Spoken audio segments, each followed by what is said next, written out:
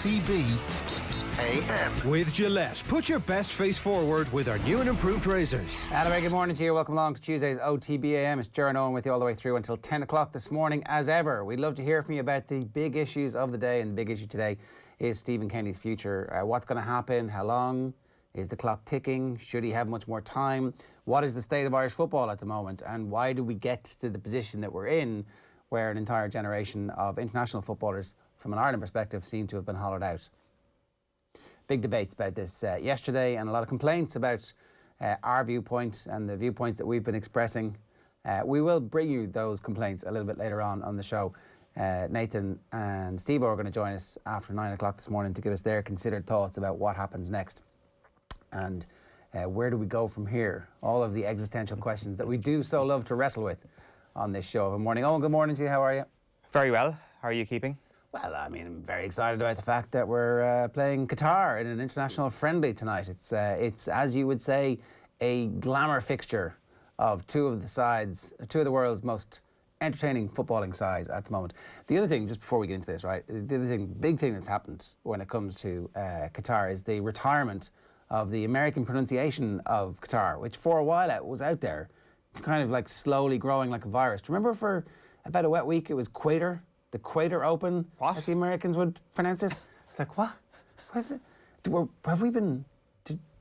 Has this part of the world been wrong about this? I mean, it's very possible that this part of the world was completely incorrectly naming somewhere. I mean, you know, there was a country right beside us who went around the world and renamed everything in a way that their fat tongues could manage properly. They're still doing it to this day. I mean, ask the Welsh. And but no, the Quator thing has disappeared, and I for one am fully behind the retirement of that pronunciation. Yeah, no, same as. I didn't even know that was a thing.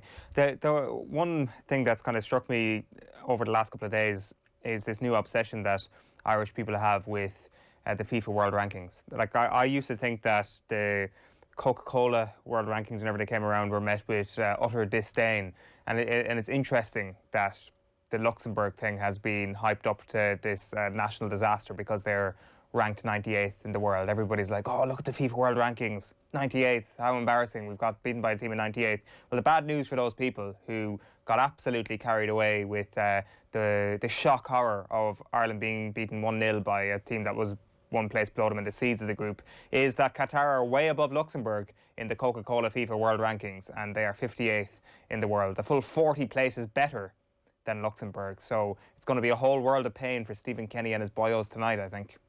Do you expect Ireland to win tonight? Not necessarily, no. But I do think that there is maybe a sense out there that Luxembourg, Qatar, Oman, San Marino, 4 terrible teams, but actually no, there's a couple of those teams that are making steps forward into the world of being a good football unit. Qatar, for obvious reasons, need to do that, and I wouldn't be surprised, as I said yesterday, to see them get out of their group at the next World Cup for a multitude of different reasons. But I mean, look, so just think about that. So a country that has the wherewithal to secure the hosting of the World Cup through a bidding process. Everybody understands what I'm saying, right? You all understand what I'm saying. Qatar managed to win the right to host the World Cup. We're saying that they couldn't possibly find a way to improve their footballers at the same time to make sure that the footballers don't make a fool of the country when they host the World Cup, right? You all know what I'm saying. They just recently, for example, beat the mighty Luxembourg. They sure did. But like, I mean, they are 40 places ahead of them in the FIFA World Ranking, so... How did Luxembourg do against us? Yeah, so that's why they obviously beat them in that particular encounter. They're Asian Cup champions from 2019. Like, that's all you really need to know. Ireland are favourites for tonight's game. That doesn't make any sense. I mean, I know, look, anyway, I don't think it makes any sense at all. I think that there's a very strong chance that we're talking about another defeat, and I think that's going to ratchet up the pressure. I want to bring you this to start this conversation this morning. It's Stephen Kenny speaking yesterday. It was the end of his answer when he was asked if he has a message for fans who might be losing faith in what he's trying to do as the Ireland manager. You know, it was pointed out to me that Mick McCarthy's team that got to the World Cup didn't win in their first 7 or something, and they had a crack. They had some brilliant players at the time. It was pointed out that Michael O'Neill's Northern Ireland had a long run, unsuccessful run, and then lost to Luxembourg as well in 2013, and that was a turning point. So sometimes when you are implementing and introducing players like that, like we have done, and there can be a criticism you've introduced too many too quickly, people might say, but we have a lot of players that aren't playing at clubs and a lot of players who've been injured, and some of those players have been and doing very well at the club. So I think collectively we have the capacity. Like, I want to build a team that really exhilarates Irish football people, and that's it. There's nothing more than that. I think we want to be much better. We've hit a sort of low the other day, getting beaten by Luxembourg, and that's, you've got to take that on the chin. Some of our players have been nothing short of brilliant against Slovakia and Serbia, and we will continue to build on that and get better again. And that's the way I feel about it. Yeah, very animated there at the end, Stephen Kenny talking, and a bit emotional about what he wants to bring to Irish football. What do you think about tonight's fixture? Because, if, for example, we were to be beaten tonight, Owen, what are the range of outcomes? I think anything's on the table at the moment. If we get hammered tonight by Qatar, then massive pressure ratchets up immediately. If we win tonight, then the pressure eases. If we put in a good performance and win, then at least there is some circumstantial evidence for people to point to say, well, hang on a second now, okay, so for the first time, some partnerships have begun to form in the team. Like, I don't know if you saw the 9 o'clock news a couple of nights ago when the team assembled for the first time. Seamus Coleman literally met some of his new teammates for the first time. They were like, oh, you haven't been in the squad for a while. I was like, no, I introduced myself, and there was conversations where he was, we're playing a little bit as a team who don't know each other at the moment. And that's because of the massive chopping and changing that's had to happen over the last few months, and the huge amount of changes that have happened in between international windows, and the fact that Coleman hadn't even played under Stephen Kenny until last week. So the thing is that a legitimate reason for why Ireland have been poor? Like, I think it definitely is a legitimate reason. The question is if the FAI think that, and if they believe that, then that hasn't changed for tonight. Like, if they believe that there are enough reasons for Ireland to have underperformed over the last few months, then that is also true for tonight, and they can't make a decision based on tonight if Ireland end up getting beaten by Qatar. If they haven't made if they're going to change their mind based on a friendly against Qatar, I don't think that's fair on anybody, really. And I think that if they've decided to keep Stephen Kenny, which I think is the right decision, and tonight changes that, I think that is just a strange time to make a U-turn all of a sudden. Like, when does a friendly against Qatar mean that you get cost your job? And again, just come back to this, if it is the case that what Roy Barrett said the last day is the case, that they're fully backing Stephen Kenny until the end of this campaign, then why does that change after a friendly? But so what represents a positive outcome for Kenny tonight? It would be good to get a win, but nobody's pretending that this is more important than the Azerbaijan game or anything like that. That this is not as important as any of those qualification games. Yes, they're going to have to play Qatar 2 times. Yes, it is a test to see if they can rebound if Luxembourg was a bit of an aberration. But it is still a friendly. It's going to be a weakened team again from Saturday night. The confidence on the floor. And maybe you could say that the confidence being on the floor is something that the manager needs to address himself, and it's a representation of the manager himself. So if he doesn't manage to turn it around, then it's on him. But at the same time, I think that to pull the plug on this right now, I don't think anybody wins from that. I don't think Irish football succeeds. I don't think the successor comes in and necessarily is in a better place immediately. I think Stephen Kenny needs to see this thing out. Okay, I think that I can't really remember friendly being as important. I don't think that they can pick a weak. I don't think they should pick a weakened team tonight. I'd be really disappointed if they do. There's some suggestion in the papers that there's a strong chance that it might be a weakened team tonight, and it'll be chopping and changing and giving everybody who showed up some kind of reward and an opportunity to play. And while I understand that, and while you want to keep squad morale high and give everybody an opportunity to play, I think the fact that we could do with a result and we could do with a good performance, and it's going to be, I mean, obviously no one's ever going to forget the Luxembourg thing, but this is going to be the last piece of evidence that we have to build on, that you'd like to see a good performance tonight. We've obviously been reading various bits and pieces. Richard Dunn was on with us yesterday talking with Joe, and he was pretty strongly suggesting that he didn't think this Kenny experiment was going to work. He's gone a bit further in the papers today, saying he doesn't think he's the right man for the job. We've done a non-exhaustive poll and a trawl through who is in and who is out when it comes to Stephen Kenny, and I think that the camps are aligning very clearly. There is a divide. There is a give him more time, and there is a no, I've seen enough camp. And there is a few people who have seen enough at this point. Richard Dunn is one of them. He is out. So we've got a list of 4 people who I'm confident to say are definitely out. We'd love to hear from you at home. If you've seen any words or any quotes from people that would suggest that they're definitely out, let us know. Drop us a tweet at Off The Ball. But the 4 that I can make who are definitely off the Stephen Kenny train at this point are Richard Dunn, speaking on Off The Ball last night, as you say, not keen on Stephen Kenny, making it clear this morning in the Herald, and I think he's in a couple of the other newspapers as well this morning, saying that Stephen Kenny is not the right man for the job. He is out.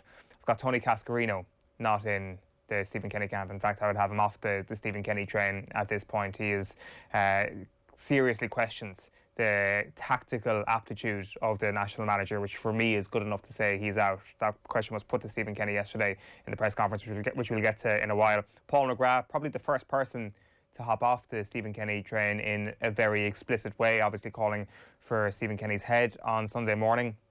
And then finally, Phil Babb, who has leaned into saying he's not sure he's the right man for the job. Now, I could say he's on the fence, but I think you're not going to recover from saying, I'm not sure he's the right man for the job. And the conversation that unfolded on Sky Sports, in fairness to Phil Babb, he is the Sky Sports go-to commentator on the Republic of Ireland. So he is talking a lot about the Republic of Ireland, and I'm sure he's everything that he has to think about Stephen Kenny is out there. But unfortunately for him, he is in the who's out camp, and I've definitely got him there. When it comes to the undecided then, people who are leaning against Kenny but aren't, I'm not sure what their official stance is just yet. Ray Houghton is one of those people who it seems is leaning against Stephen Kenny, but he's criticising the performance against Luxembourg and the manager's failings in that game. I think everybody realises that Stephen Kenny takes some blame for what happened on Saturday night, but whether or not it actually should cost him his job is a different story. I do think Ray Houghton falls into that category, so he's undecided. Owen Hand is undecided but very close to saying time is up for Stephen Kenny. He said that Stephen Kenny is more suited to an academy role, which I guess would suggest that he thinks he shouldn't be the Ireland manager. But he did stop short, and I think he actually did say, I'm not going to say he should be gone just yet. So he saved himself from being on the who's out bandwagon.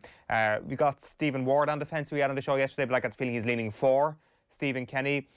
We've got Damien Delaney and Brian Kerr. Again, I feel that they're maybe leaning for Stephen Kenny, but I wouldn't be surprised to see either of them go the opposite way if they lose to Qatar tonight. And then the last one in the undecided is Roy Keane. Like, there was loads of headlines the other day saying Roy Keane tore into the Republic of Ireland and lambasted him. He didn't. If anybody listens to Roy Keane on ITV on Sunday night, he was actually quite calm, and you could almost tell that he was reluctant to go personal on Stephen Kenny. He was pretty quick to say Seamus Coleman plays for Everton, they're not challenging for trophies and he's their best player, and have a go at the playing group. But at Stephen Kenny, he stopped short. So Roy Keane is undecided on this. Now, who's in? I've got 3 who I'll be confident in saying are pro Stephen Kenny. The first is Eamon Dunphy in the Irish Daily Star this morning, saying within the first few lines of his column, it may surprise some people, but I am pro Stephen Kenny. He wants Stephen Kenny to see this thing out. Roy Barrett is pro Stephen Kenny. Maybe part of his job that he has to say that, but he's on the record as saying that he wants Stephen Kenny to stay on. And then finally, Kenny Cunningham, I'm putting down as pro Stephen Kenny at this point. Now, in fairness, like, you could separate this from his opinion on Luxembourg, which he got roundly criticised for on Saturday night, where he was saying it's lazy to just write off Luxembourg, which it was. But it does seem that he's definitely one of the more staunch supporters of Stephen Kenny at this point. So himself, Barrett, Eamon Dunphy, I'm definitely putting down in the who's in category for Stephen Kenny. But I'm sure there's a few more people out there as well that I've missed. The board, I think they're in the middle, aren't they? They're like, I mean, obviously, Roy Barrett said he was speaking in a personal capacity, and that he didn't expect there to be any questions about it or any consideration given to moving on from Kenny. But certainly there are some suggestions from some quarters in the papers this morning that they have access to some people on the board who are saying that they're not sure, that there are questions to be asked. Now, I mean, any board of any organisation should constantly be questioning itself to see if it can get better. And I guess maybe that's just the natural run of business when it comes to these things. So Yeah, we'd love to hear from you. 0879 180 180 is the WhatsApp number. Of course, you can leave a comment in the YouTube stream. Many of you have done. The first one this morning was Kenny Out, all in caps. Sports page is coming your way at 8:05. Louise Galvin standing by. We're going to get to her in just a moment to talk rugby. Vinny Perth from 8:25. We'll get John Duggan's thoughts at 8:45. Our debate about the future of Irish football with Stephen Doyle and Nathan Murphy coming your way 9:05. Your comments, and then Richard Dunn's considered views around about 9:30. So it's an Ireland football special with a bit of rugby coming your way as well. If you want to hear from anything else, by the way, do get in touch with us. The hashtag is OTB AM. Now, as I said, Louise Galvin standing by at 7:45 this morning. First though, here's Keith Wood talking about Van Gran and Munster's future. Where does it leave this coaching ticket then? And I admit, clearly we have to see what happens in Europe. That's going to be fairly crucial. But, they've spent money. They brought in Larkham. They bring in Graham Rentry. They go and sign 2 World Cup winners, and they back Van Gran here. His stock at the moment, Keith, in your eyes, are you worried? I'd say he's feeling pretty vulnerable this week now, and he has got one of the biggest weeks ahead of him as to how Munster will respond and play this weekend. Because when you're trying to win trophies, these are the ones that count.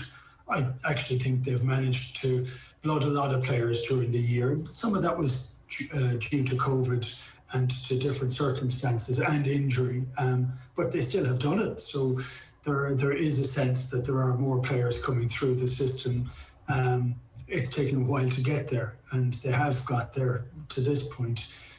They need to be trying to win these competitions. For me, I would have said the match of the weekend was one that they didn't have to worry about getting up for, and yet that didn't seem to happen too much. Yeah, Louise Galvin, good morning to you. How are you? Good morning. We just need to talk about this, really.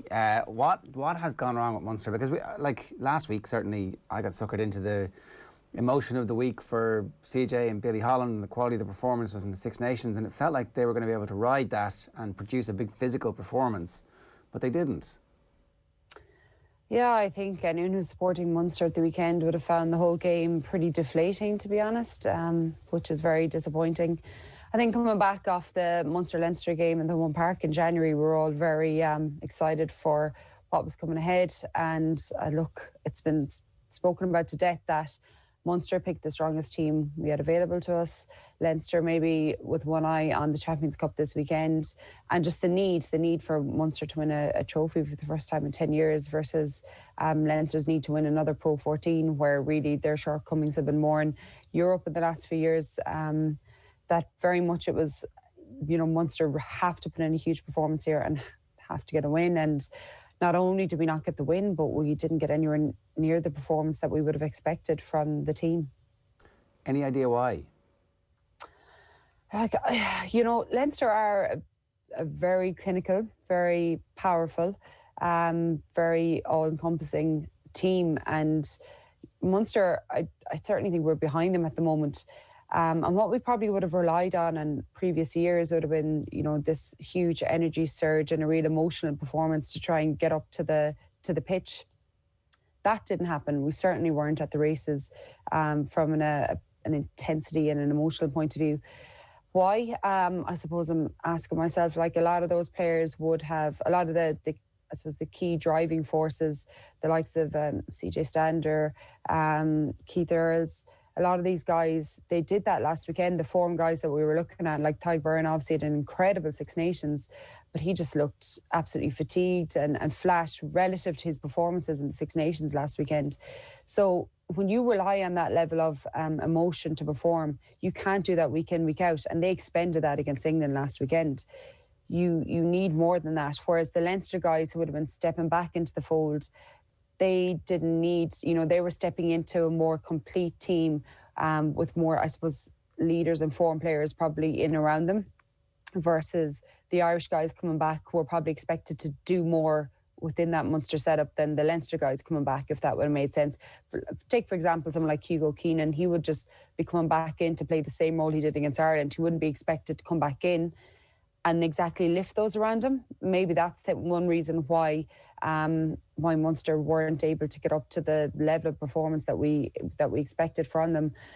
Maybe another few key areas, like we all have been putting a lot of pressure, or we've been extremely excited to see Joey back on the pitch. And I know even on here a few times near the end of the Six Nations, there was a question whether he'd be catapulted into the Irish squad, and I certainly didn't think so, because like when you're out for that long, and even take, for example, he didn't have 2 years back to back and then all of a sudden do a cruciate. Joey had a sustained period of injury going back probably 2-3 seasons at this stage.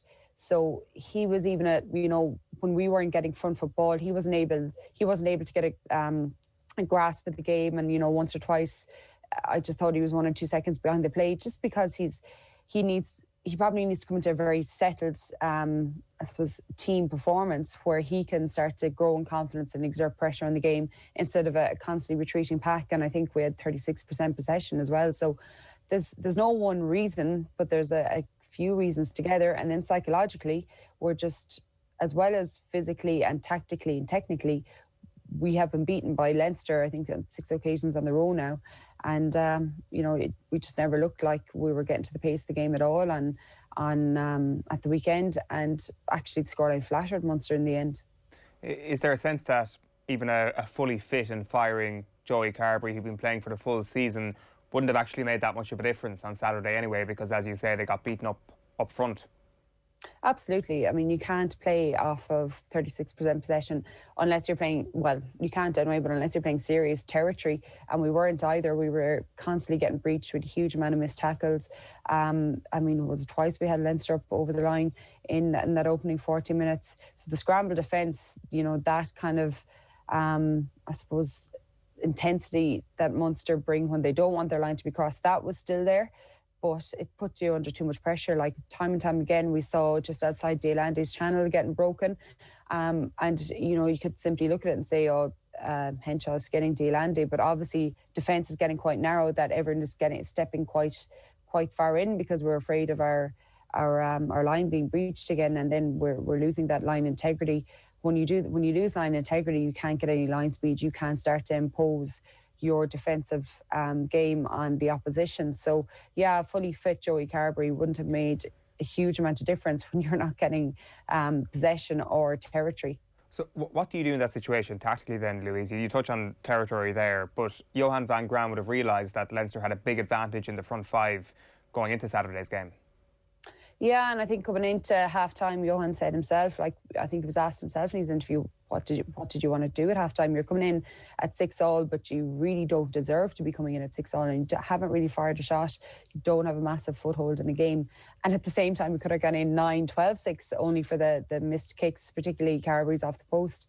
So you try and build a few phases and try and get some territory into the Leinster half, but it wasn't happening. And again, you have the front five battle, which you're clearly losing, and all of a sudden you see Tadhg Byrne coming off the bench, and he's only going to put more and more pressure on our scrum. We don't have, we're not winning that battle, and then they bringing on a line onto the field who's incredible form and isn't fatigued, because he hasn't exactly played a full Six Nations either. So again, it's just incredibly difficult. I don't think we have the same calibre of player throughout the field and the same depth at the moment as Leinster, but at the same time, it is very disappointing, just the manner of the loss, and not the scoreline, just the manner of the loss against Sunday. I think it's quite deflating, and we really want to see Munster put up a huge performance against Toulouse this weekend to try and, I suppose, win back some belief and some credibility and some pride as well. Is there a question mark around what the identity of the team is at the moment, that it's still a little bit unclear about what they're trying to do? Or is that an unfair question after coming up against a team like Leinster? Because, like when Ireland got hammered by England, we didn't really know. This is a couple of seasons back, over the last 2 years, when Ireland were getting routinely hammered by England, when Leinster were being beaten by Saracens, there were significant questions there about what the team was trying to do. But ultimately, in a fight, if you get squashed by a bigger team, it's very hard for you to do very much. Yeah, and listen, it's one game. Munster have had a fairly decent season up to this point. They've, as Keith said in the soundbite there, they've blooded a lot of players and given a lot of experience to guys. But I suppose, yeah, the identity. I think, look, Munster obviously incredibly successful prior to, I suppose, Leinster coming on board and becoming dominant. And we kind of said, look, the game is evolving. We can't just batter it up, one man carries, and rely on aggression and pride and that almost, I suppose, stand up and fight mentality. And, you know, in fairness to Munster, they increased the resources, they changed the coaching ticket around, brought in the likes of Stephen Larkham But on Sunday, we saw neither really. We didn't see a brilliant game plan where we were going to play to a lot of width. I felt we were very deep whenever we did get any chance to attack. And yet at the same time, that real man-up kind of aggression in your face, we were losing that battle as well, which is very un-Munster-like. But that is one game.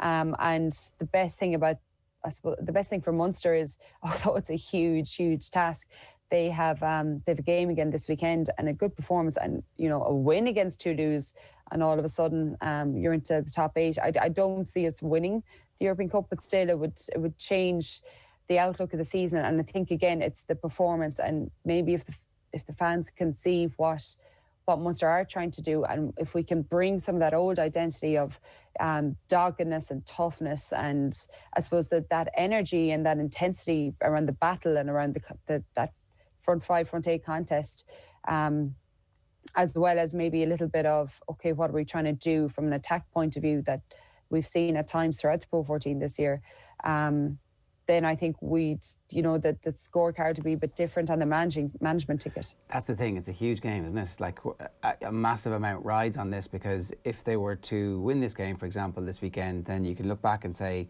maybe they managed the emotional pitch all wrong in the build-up. Maybe there was too much talk about Billy and too much talk about CJ, and they got inside their own heads, and what they should have been thinking about was the fact that they haven't beaten Leinster in 5 games, and this team is going to squash them if they're not ready for it. Or, you know, there's definitely retrospectively, but if they get beaten and they were as flat against Toulouse as they were last week, well then serious question marks about how prepared they are mentally, how prepared they are physically, what the game plan is. Those questions, and it's going to be a long, long period of time before they get the opportunity to answer them properly, because for all the importance of the Rainbow Cup, like it's not a tournament that anybody yet has any emotional attachment to. Yeah, and I think, look, obviously it's a short turnaround. Peter O'Mahony, who's had such a broken up season between suspensions, and now he's potentially going to have potentially not going to be able to play with an injury, and you know, he probably didn't enforce himself as much as he would have liked to when he was on the field against Leinster. But if he is missing, that's obviously a huge loss as well. I think Munster this week, they can't be, I suppose, motivated by the fear of putting in the same performance again. And at the same time, outcome isn't, you know, you don't want to focus too much on outcome against a team like Toulouse, but just the process of, okay, what we are about, what is our identity, what is our game plan, and trying to marry the two. And like, I don't think in terms of the strength conditioning side of things, or the physicality that they have their disposal, that's not going to find wanting. It's nearly more that psychological element of getting up for the game and trying to pose their game on Toulouse, who are obviously littered with Anton Dupont, Intimac, and then of course Ches and Colby. It's going to be a huge battle, but if they're going to play 36% possession against even just the 3 of those players, well, it could be a bloodbath. Yeah, and I guess the questions around the coaching staff, fairly or unfairly, are always going to focus on the head coach, especially in this case, Louise, when there is a certain legend of the province who is doing such good things as a head coach with La Rochelle at the moment. How real do you think the talk around Ronan O'Gara to Munster would become if Munster end up crashing out in the next couple of rounds here? Yeah, look, Roger's doing a phenomenal job, and he took himself away, and he's travelled around the world coaching. Now he's gone to France, he's in New Zealand, he's back, he's doing a brilliant job at La Rochelle. I suppose the other question is, he's going so well. I'm sure at some stage coming back to Munster is something that he wants to do, but would he come back next season with, we're going to lose CJ. with a team that are struggling mentally and I suppose that are top of the rest. But when it comes to the real crux of winning cup rugby, whether it be Pro 14 finals or Champions Cup or off the pace, I'm not sure if Rog wants to jump straight away into that. Maybe he does. But you can be damn sure there'll be those sort of calls will be starting to circulate if we don't get a performance this weekend. I think that's what's important. It's not necessarily even the win because of who we're playing, but it's the performance that we're looking for. And look, we've brought in Graham Roundtree and Larkin. We haven't given them that much time yet, so to throw them out within one season will be, we'd lack continuity as well at that stage if it was a complete change in the coaching ticket. I think it's more about the players on the pitch now to perform come the weekend, come Saturday. Because if you, I guess, remove the head coach, there's a good chance you're taking away all the structures he's put in place as well. And I guess the investment that Munster have made, like, there is a case to be made on that front then that there is, I guess, another season to be persisted with here. Like, it does come down to what happens over these next few weeks, of course, but do you think that there is a case where Van Gran is fighting for his life at Munster here, for his role as head coach at Munster over these next few weeks? Yeah, look, I suppose listening, I don't think he's on the edge of his seat as much as Stephen Kenny listened to you chatting beforehand, but as Keith Woody is a good word in terms of vulnerable. At the same time, look, he's been here since 2017. That was his first final. Again, because we lose to Leinster in the semi-final last year, it's the same. It is the same story. We're looking for a change, and again, it's losing to Leinster in a Pro 14 final isn't necessarily a disaster. It's the manner in which the game went at the weekend and that level of deflation. You could just feel it from the first minute, and when we were driven into touch throughout the game, when you're holding on by the skin of your teeth to just keep a close margin on the scoreboard. It's the manner in which the defeat happened at the weekend versus the actual defeat itself, because Leinster are a phenomenal team and we are off the pace when it comes to playing against them and what they've created. Europe then, because of that, if you're not winning your I know it's not domestic, but almost like your domestic league, then winning a European Championship becomes an even taller task. So is there progress? Sometimes you can have progress without there being without usurping your main contenders. And that's what we're trying to figure out. Has there been progress? And at the weekend, there certainly looks like there's been a step back, but I think we can all see it wasn't a fair reflection of Johan van Kran's, I suppose, tenure at the moment. So what we're looking to see is how he responds this weekend and how the squad respond. The news came in the last 24 hours or so that they are signing a giant South African, Jason Jenkins, who's 6'7", who's a second row, who might add. So if you have him and Snyman, and obviously there are some existing second rows there who I'm sure will be eyeing up their own place, going, this is very interesting, we're signing somebody at this quality. But he's essentially a replacement for Billy Holland. But you would hope that he's going to force his way into the first team, and a full year with Snyman playing, to see what impact he has on the rest of the squad as well, and how that improves the front row. Like, I guess people are calling for calm and calling for, give the coaching ticket time, let the new full coaching ticket have its influence be shown with a fully fit Joey Carberry, with a full pre-season behind him as well.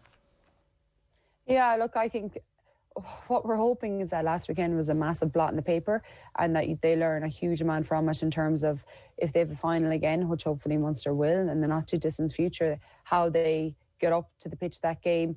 Maybe there was a sense of the squad players that when the international guys came back in, they were going to give it a massive lift, especially with some of the form those guys are bringing. But we could see they were emotionally exhausted, particularly from what they expended the week before. So there's probably a few learning points from that. But yeah, if you have guys who are not going to be heading off international duty, the likes of Jenkins and if Snyman playing, I think Deolande in general has been obviously a positive influence, but the weekend wasn't his best performance. Whether that was because of defensive frailties inside him that maybe exposed him more so. But a few of these guys playing week in, week out, and the power that they can bring, because again, that's like when you look at the likes of Ronan Kelleher bursting onto the ball, we don't have, say for Kilcoyne, who is probably that burst of pace, but again, we don't have that burst of pace in our front five. But if you're bringing a lot more power with the likes of these South Africans, but again, they have to blend in. Obviously, someone like CJ is a brilliant example of someone who's done quite well, but not every player we bring in from international waters has the same influence or has even a similar influence from a domestic point of view. So hopefully this guy is going to bring a bit more power and ballast nearly to that Munster front five, because we certainly were lacking it at the weekend. One last question then. We'll talk a little bit more about Leinster later on in the week in preview of their game on Friday against Toulon. Where are they at the moment in terms of the European pecking order? Like, for them, winning a league title, the fourth in a row, is obviously important and it's great for that squad, but ultimately they're going to be judged and they're going to judge themselves on whether or not they're lifting the European Cup this year. Yeah, absolutely. And I think they'll look at the weekend and pick out a lot of learnings as well. They were not very clinical at all, which was on Leinster-like, and they really should have had that game. They should have had a 10-point lead by half-time and have built on that by the second half. At the same time, it's a sign of a good team that when you're not converting and the last pass is going astray, you still comprehensively, if not on the scoreboard, but in the tackling and possession stats, that you comprehensively, I suppose, wrestle the game away from the opposition, is still the sign of a good team as well. But look, they're what's a bit worrying coming into the weekend is, or maybe not worrying, there's an opportunity potentially for Harry Byrne there, from what we're listening to reports that Johnny Sexton and Ross Byrne could both be sidelined through injury. But absolutely, Leinster are going to be judging their season and whether it's successful or not on winning the Champions Cup, which they've come underfoot or stuck in the last few seasons. And what they have, what a huge challenge I think for Leo Cullen now is figuring out whose best 15 is, because he's such squad depth, and there's always been a few players injured. For the Caelan Doris and James Ryan are going to be out for Toulon, we know, at the weekend. But should they all become available, who actually is his starting 15 or starting 23 is a huge question. Might depend on who they're playing on the day and a few positional changes. But they have such depth, and it's not a bad headache to have, I guess, for Leo Cullen and Stuart Lancaster. No, and it's interesting how different their view on who should start is from who the Ireland selectors think should be starting. That's another debate for another day. Louise, good stuff. Thanks a million for joining us this morning. Cheers. Thanks, guys. Louise Galvin giving us her thoughts there. OTB AM live in association with Gillette. Good morning. Start with Gillette, giving you the confidence to tackle the day ahead. We'd love to hear from you. The WhatsApp number is 0879 180 180. Our hashtag is OTB AM. You can use that on Twitter, of course. You can DM us on Instagram, and you can leave a comment on the YouTube channel as well. Loads more to come. Plenty of debates about the future of Irish football. We're going to talk with Vinny Perth. We'll hear from Stephen Doyle and Nathan Murphy, and of course we'll be reflecting your stuff as well. Back after these. OTB AM. This is OTB Sports Radio. This is OTB Sports Radio. United fans will always love Damien Delaney for his goal at the start of the Palace comeback in the 3-3 draw with Liverpool. That is from Martin. Yeah, I love United fans as well. I've got nothing personal against anyone. It's just business. It's just business. It's an opinion. It's just business. It's just business. You're just saying that, you don't think United will win the league. With the agenda. Call it what it is. That's what I like Man United. I want to see them dominate again. I want to see them back on top. Off the Ball, Saturdays from 1 on OTB Sports Radio. Listen live on the OTB Sports app. OTB AM. With Gillette, put your best face forward with our new and improved razors. Okay, I was just going to do those rugby comments there, but they've been deleted off the dock. If you want to get in touch with us this morning, you can leave a comment on the YouTube channel, youtube.com/offtheball. We stream live. One of the comments was, when is the elephant in the room going to get mentioned that with Leinster's public school, private school system and population, it's always going to be hard for the other provinces to compete? That's from Dara. Your comments are back there.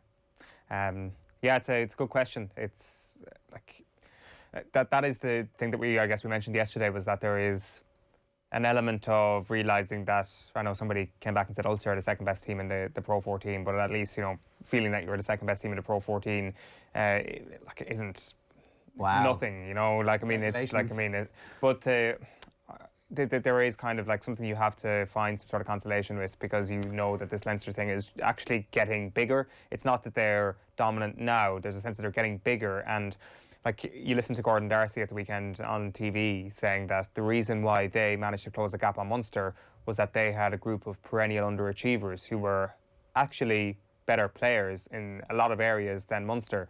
Whereas in this case, there aren't too many areas where you say the Munster player is better than the Leinster equivalent. No, so there's no quick turnaround for that. The issue about the population size and the school system providing all of the best academy players for Leinster is something that at some point the IRFU are going to look at and go, what do we do here? I mean, obviously you can improve the academy system in Connacht and Ulster and Munster to a level, but it's true that the vast majority of young Irish rugby players are coming through the school system still. Like, despite all of the efforts and the money and the time and investment that they're making in the youths game, the vast majority of players who play for the senior team, the senior national team, have come through that system. I think there's been a couple of games recently where that hasn't been the case, where there were more players who came through the system that hadn't come through the school system, but it's very rare that happens, and it's continuing to be the case in terms of the production line from a Leinster perspective, and it works brilliantly for Leinster. So, you know, why would they interfere with that? But is it automatically the best thing for Ireland that you get all the best young back rows and all the best young scrum halves and all the best young tight heads and all the best young second rows all coming through from a 3-year period together, and they're all going straight into the Leinster Academy? There's that whole kind of idea of the National Academy and players being taken there and then getting farmed out to the provinces. But that then comes back to the whole idea of competitiveness and all that kind of stuff. The Leinster solution isn't the solution for Munster, is the thing. That the private school setup that they have in Leinster is a completely different animal to what they have in Munster. And that's great that Leinster are doing so well, but if Munster are trying to play the same game, which is to recruit through private rugby playing schools, then it's not going to work. It's never going to be able to compete with the private rugby playing schools that exist in Dublin and across the province. The day the club game died in Munster was the day the Munster conveyor belt started to slow. And unless they manage to rediscover an alternative to that or manage to reinvigorate that, they're not going to be able to have the same conveyor belt of talent that Leinster have. Now, part of this reason as well, or part of the reason is what's happening maybe in Limerick City as well, which you mentioned yesterday with the investment in hurling there. But I think at a basic level, when you look at the great Munster team of the 2000s, where did they come through? The club game had the fingerprints all over that team. And once that started to wane away in the national importance, then Munster's talent pool started to become more shallow. Okay, we'll get into that a good bit more. Plenty of time in the off-season to delve into it. Before we get into the newspapers here, 12 minutes past 8 this morning on OTB AM, Stephen Kenny is the lead story. We wanted to bring you this clip from his press conference, particularly the criticisms of the former Ireland striker Tony Cascarino were put to the Irish boss. Have a listen. Can I just bring you to something that appeared in the London Times from Tony Cascarino this morning, where he says he charges you with tactical ignorance in his column, former Irish striker. He says you're trying to implement a system that leads to a team dominating the ball but not causing problems for opponents and not scoring enough goals. What's your reaction to that, please? Yeah, listen, it's he's certainly entitled to his opinion, and he's a great striker for Ireland. A lot of respect for him as a centre forward for Ireland. I think we can't. You can judge each game on it differently in different sets of circumstances, but yeah, you could look at. I thought against Serbia, we were very dynamic. Our front three were very dynamic in that system. Alan Brown probably had his best game, one of his best games for Ireland. I think Callum Robinson's two best games for Ireland, and I viewed the whole Euro campaign where against Slovakia and Serbia. In my opinion, they were his best two games for Ireland by a distance. And Aaron Connolly would have given us probably what we didn't have against Luxembourg. And it's now, because they have different characteristics, obviously, is the ability to stretch the defence. So looking at the Luxembourg the other day, looking at that, some of the criticism is justified, like that we didn't create, with all the possession that we had, we should have created more than we did, and we have to accept that there is an element of criticism there that is justified. I accept some of that criticism. fairly harsh words there, Stephen. Oh, harsh words? No. Tactically what? He says tactical ignorance. Yeah, but that's strong words. Like, people have to write articles and they have to... You imagine 950 games. Yeah, I wouldn't say I'm tactically ignorant now. I don't think that would be the case now. I wouldn't agree with that. Right, that was Philip Quinn of the Daily Mail in conversation with Stephen Kenny of the Republic of Ireland there at the press conference yesterday. A reminder, OTB AM is live in association with Gillette. Good morning, start with Gillette, giving you the confidence to tackle the day ahead. How was this all carried in the newspapers for you? Let's run you through. If we have otbsports.com, we'll start with that. So there's a piece up on endometriosis. You would be in A&E every other day with the pain I feel. March is endo month. And there's a long read from Arthur James O'D on the homepage there. Kenny hits back at Cascarino claims of tactical ignorance. I'd say Van Gran is feeling pretty vulnerable this week. That's Keith Wood that we've already been talking about. Ireland were almost like sleepwalking into it. That was Dan yesterday. And Sergio Aguero leaving Manchester City at the end of the season. A few quick headlines from the papers for you. Springbok signs up with Hanrahan and Sweetenham depart Munster. That's Jerry Thornley's piece. He's talking about how head coach Johan van Graan intimated that financial restrictions were the primary reason Munster did not try to re-sign Hanrahan or Sweetenham.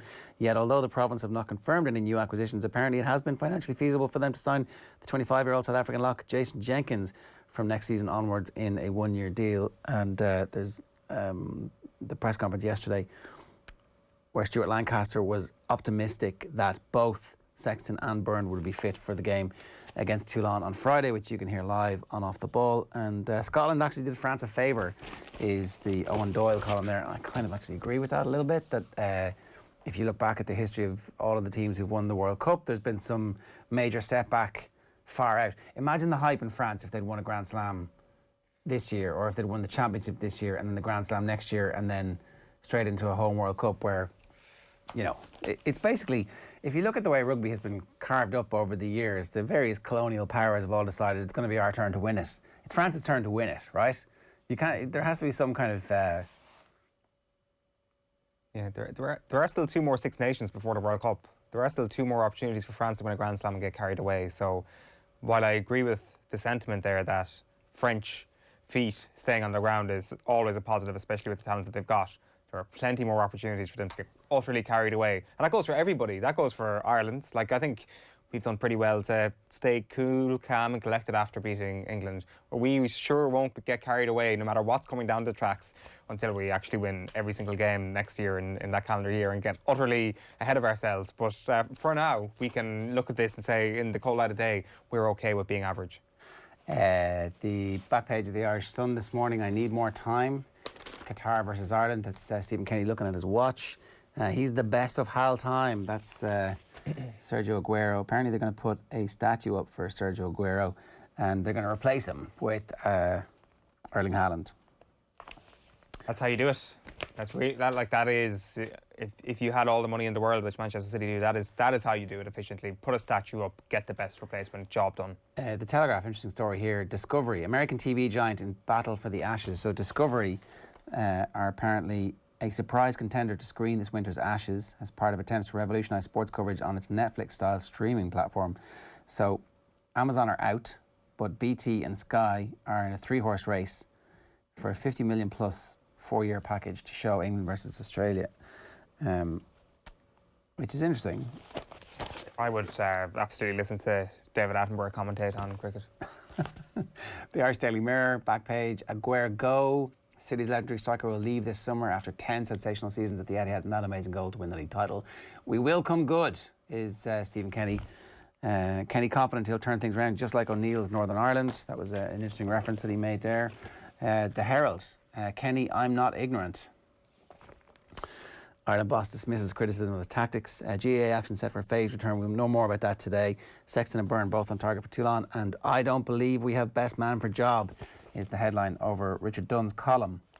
He was obviously speaking to us last night as well. So he's in the back pages of several of the other papers too.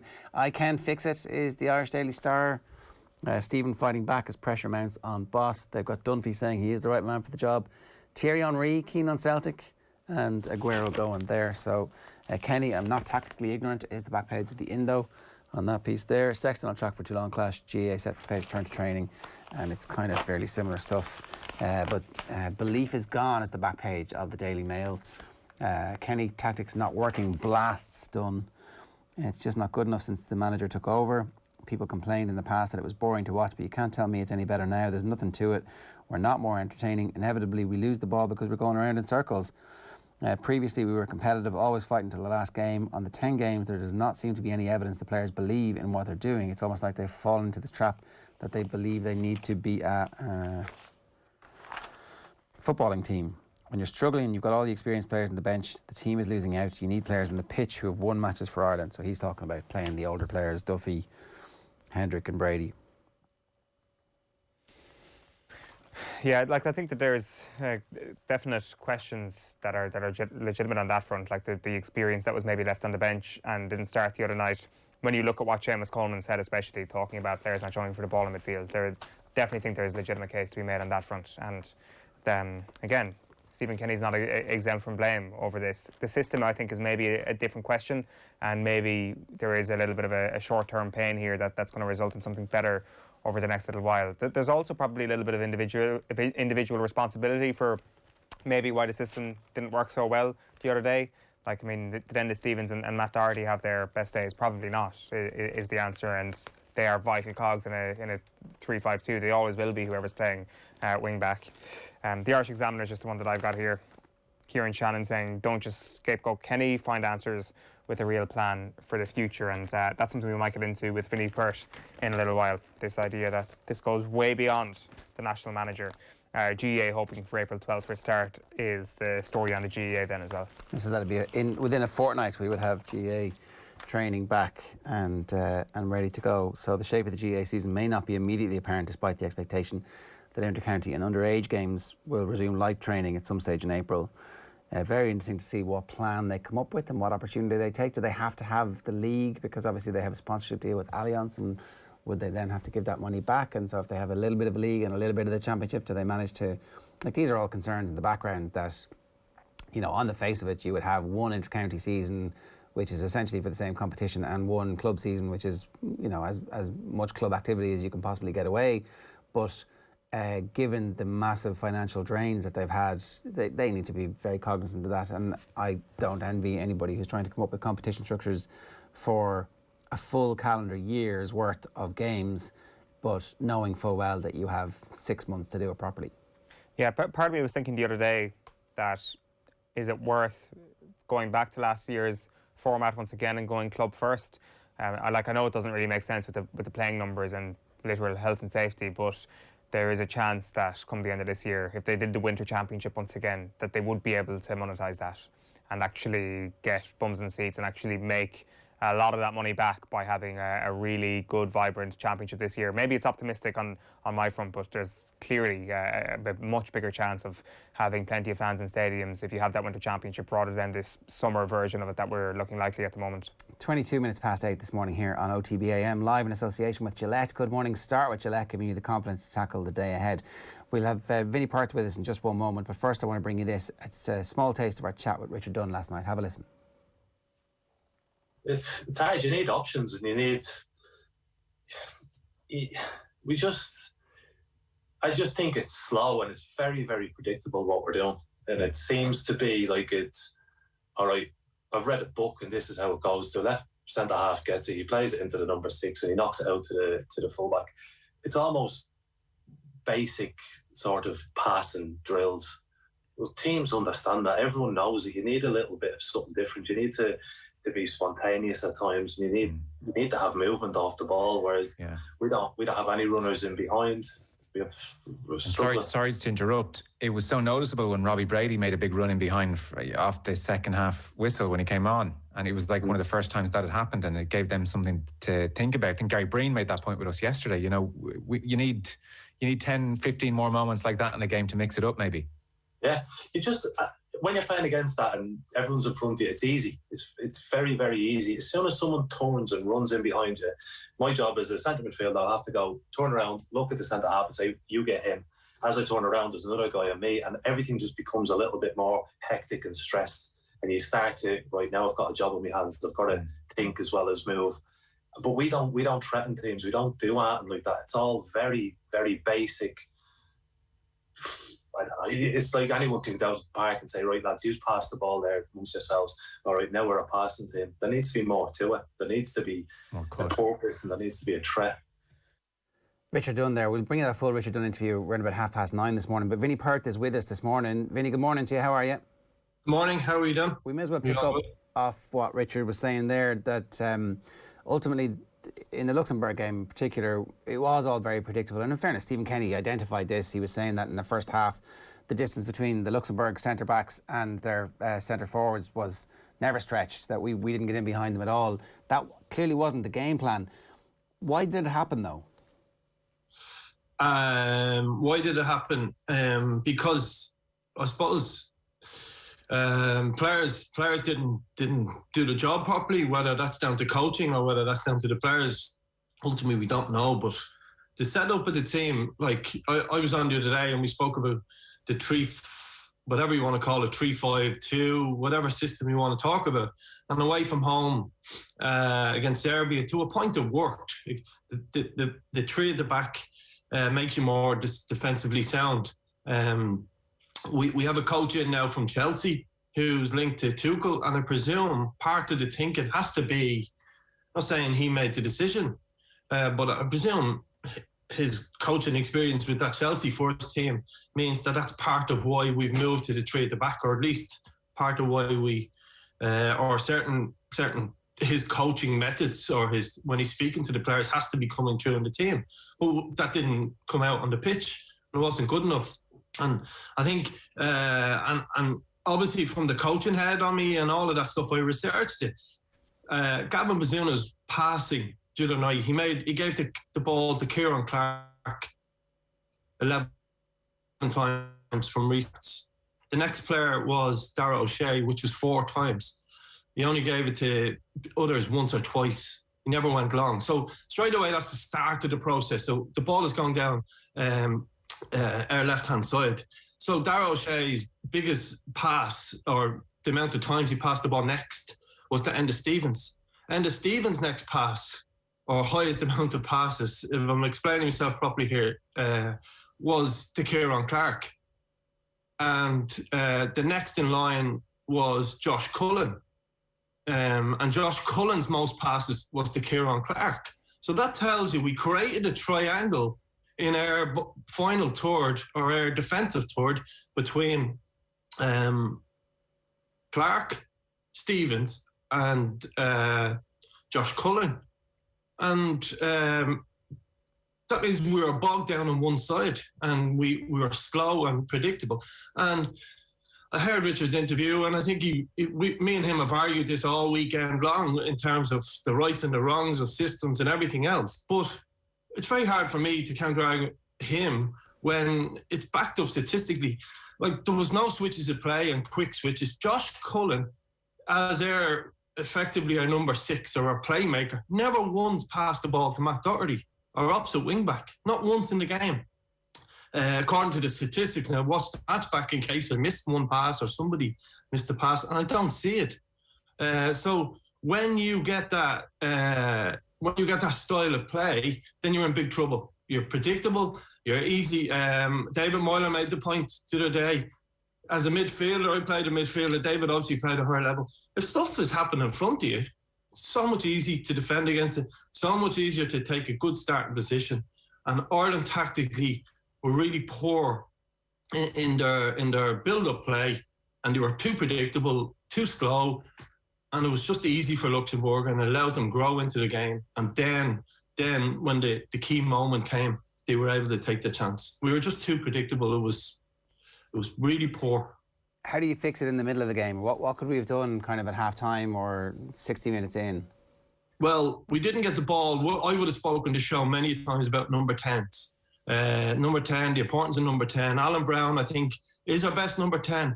Anything we've done good, like he should have scored in the playoff game, he scored against Serbia.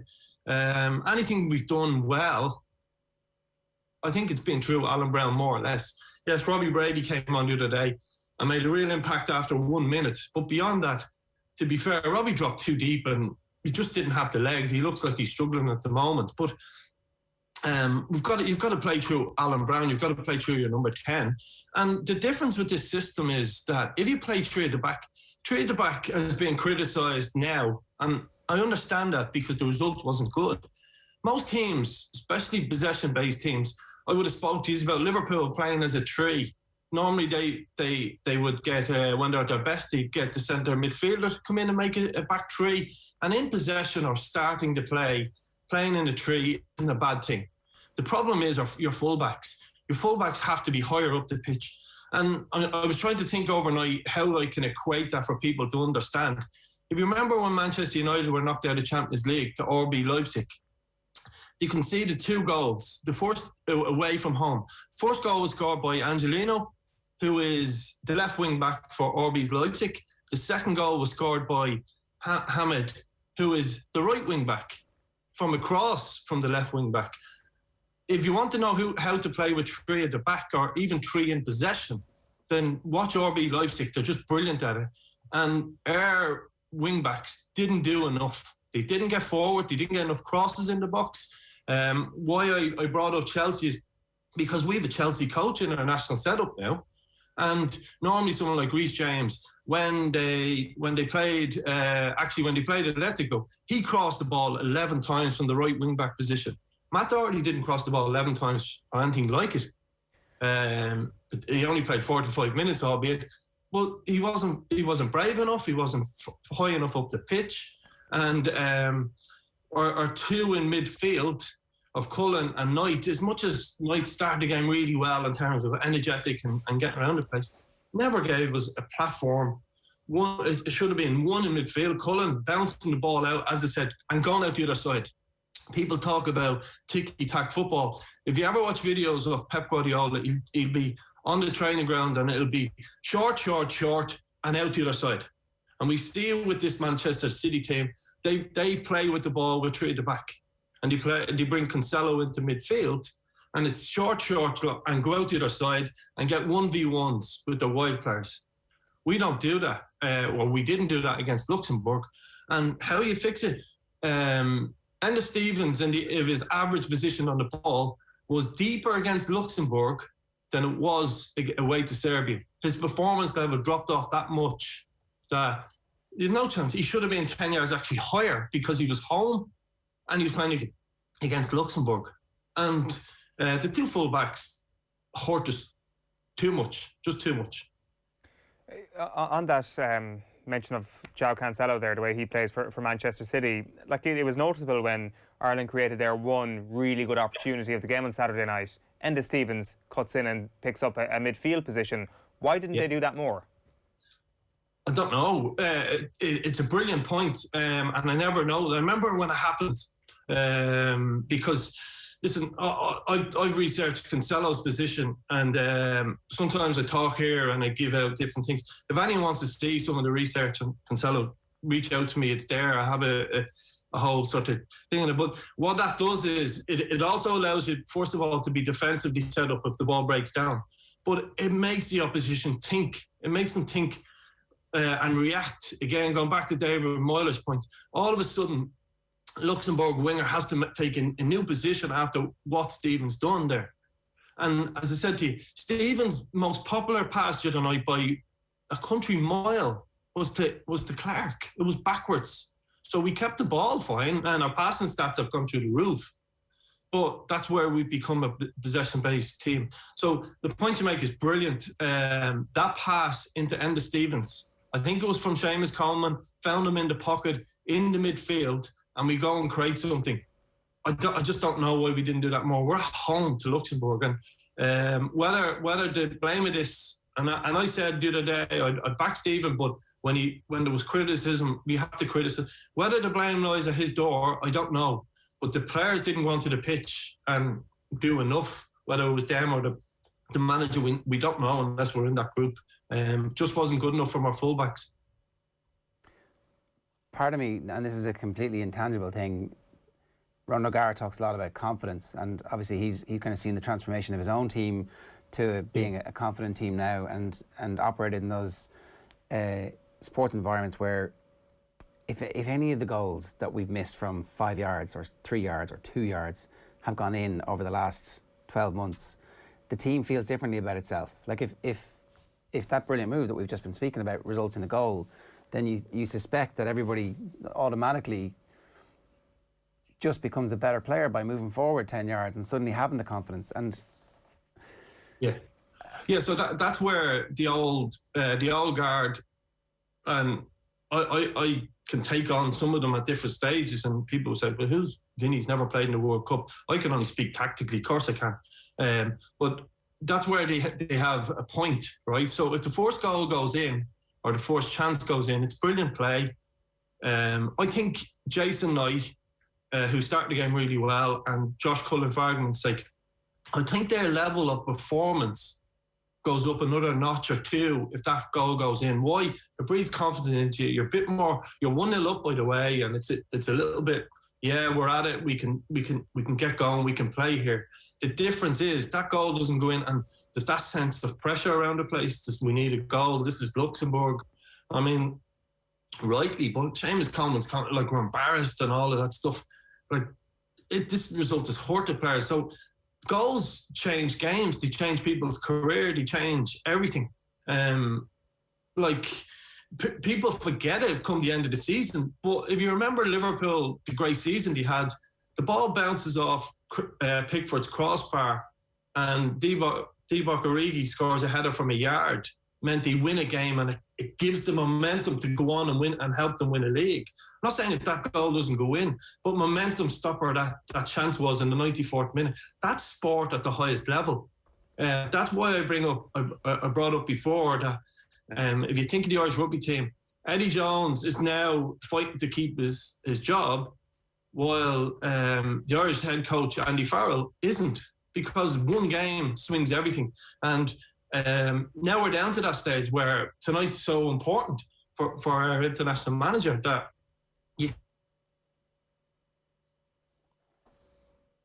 the old guard are making about the older players. I think, to be fair, Jeff Hendrick probably over Jason Knight the other night. As much as I want to see the young players coming through, Jeff Hendrick has more experience. He's been there, done that. He's played at a higher level and may have been able to stay more in the moment for longer than what Jason Knight was. And that's the point.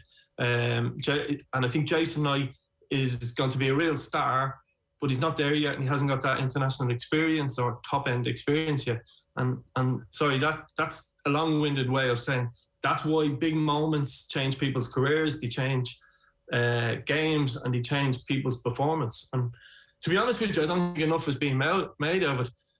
I just can't understand why Collins hasn't scored that chance. I know he made decent enough contact and it hits the keeper's legs, but we should be scoring that. It's less than 6 yards out, side foot, send it back where it came from, side of net, and 1-0 up, and I think everyone relaxes then, and we go on and we're much better. So maybe the reason he didn't score is because he's not really playing a lot of first team football at the moment. He's coming off the bench, and his own confidence is low as well, and it's kind of it's this horrible multiplier effect of a bunch of players not fully fit, trying to evolve into a new style of play for the national team with players. In Seamus Coleman's case, he said he was meeting some of them for the very first time because he's been unavailable for various reasons over the last while. So it's a horrible sequence.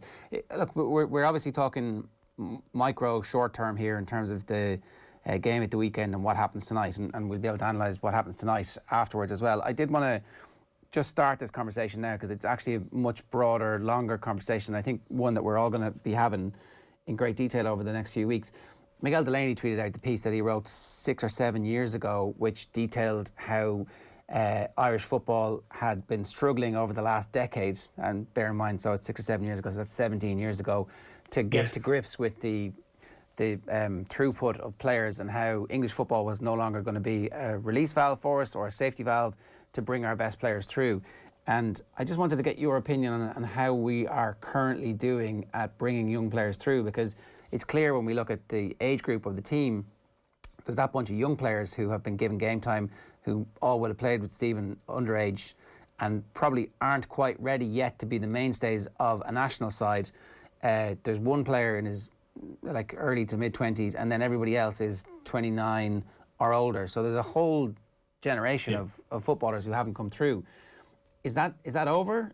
Like, are we actually okay because those 20-year-olds are coming through, or is that a bit of a fluke that we've had some 20-year-olds get some first-team experience?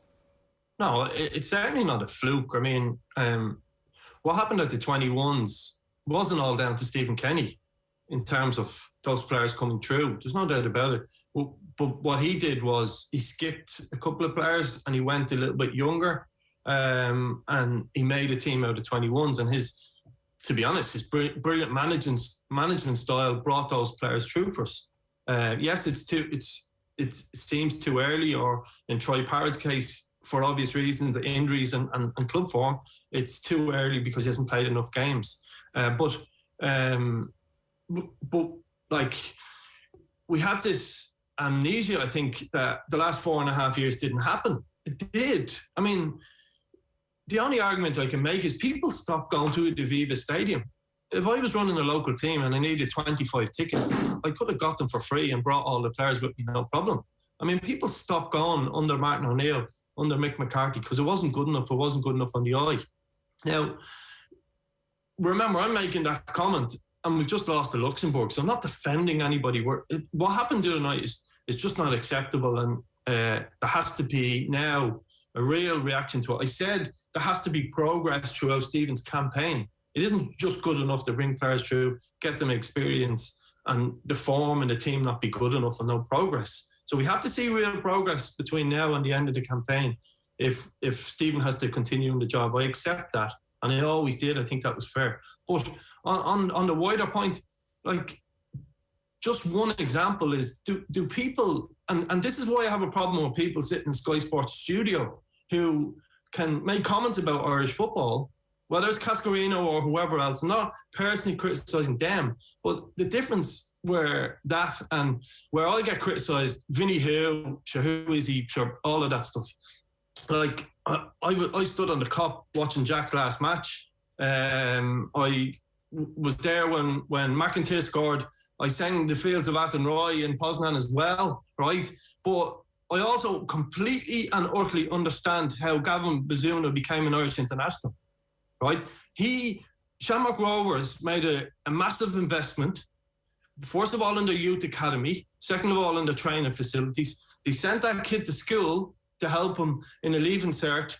They sent him to school in Ashfield College and allowed him to train full-time. They then sold that player for $500,000 to Manchester City, and then he was gone on loan, and they put him into his first team to allow that sale to go through, or to give him that platform for that sale to go through.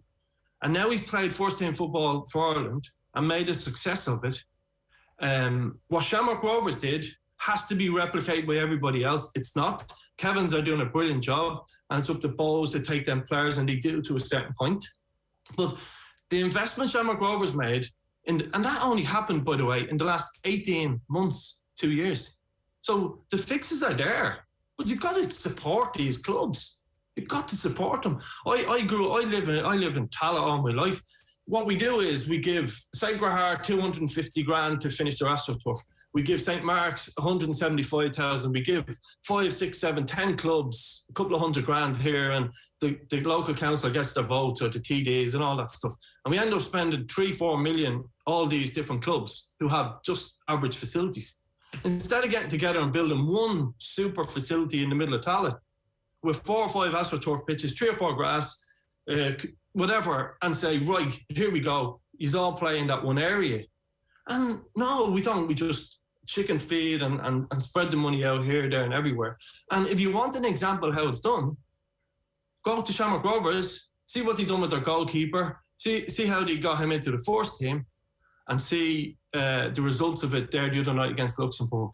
Yes, it won't always be that easy, but the plan is there.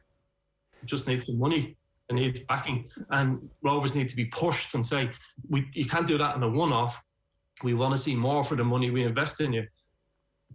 But that's the only club anywhere near the facilities capable of doing it. And even that, their facilities are just one AstroTurf up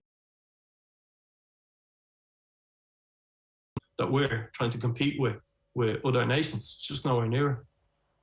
That is the problem. Like the other nations have sat back and strategically thought about this over a long period of time. We've seen the progress that Iceland have made, and Iceland has half the population that Luxembourg have made. And now Luxembourg have decided that they were going to invest in their local facilities and keep players until they were 17 or 18 and then send them off to other leagues around Europe. And lo and behold, they have a guy who plays in the Champions League, and that guy scores in a game against us, and we don't have anybody playing in the Champions League at the moment. In terms of where we are with the relationship between the FAI and the youth system and the role of Rude Doctor, and again, I realise that like this is a proper hour-long conversation. We don't have a full hour this morning to talk about it, but is that relationship between, say, him and Shamrock Rovers and Kevin's and Bows, is that clear? Do we have a does the pyramid at least look like a pyramid now? It does. Whether it's all correct and right, we don't know. I mean, what we did in Ireland was we said to the likes of Cherry Orchard, who developed hundreds of League of Ireland or hundreds of players capable of playing in England and a hell of a lot of Irish internationals. Someone like Cherry Orchard, we said to them, listen, great job, lads. Thanks very much. Good luck to you. We don't need you anymore. We're going to get St. Pat's to do it in your area. Or we said the same to Crumlin United, who developed Robbie Keane. So if they're good enough to develop Robbie Keane or Irish internationals at Cherry Orchard, they're not good enough anymore, and we've just got rid of them. We didn't marry them into clubs. And Kevin's, to be fair to them, stood their ground and didn't go away and ended up linking with Bowles. Part of that, some people in Bowles would counter-argument, but part of that was because Bowles didn't have a setup capable of, or a youth setup, so it made sense. But we've just left clubs like Cherry Orchard and said, oh, grand, so 40 years of experience of developing young players and internationals is just gone. Thanks very much. Crumlin United, gone. And the schoolboy setup then has been decimated as a result of it. The DDSL has behaved disgracefully as well. But at the same time, the whole league has been ripped apart. Anyone that's played football at any sort of decent level has come through players or anyone surrounded through the DDSL. All Ireland champions generally were based out of DDSL. That whole thing is being ripped apart. And I don't think Rude is engaged with them clubs well enough and people within the FEI. And he's left them. It should have been forced for the likes of Cherry Orchard to have to link up with a League of Ireland club. League of Ireland clubs, we're doing better now. They're genuinely doing better.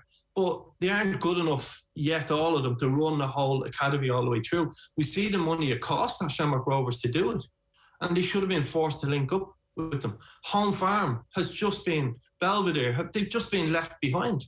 Yes, Shelbourne then over that part of the city in Dublin, go and create a whole schoolboy setup from under nines all the way up, which takes years and years to develop. And you've got Home Farm and Belvedere within their door.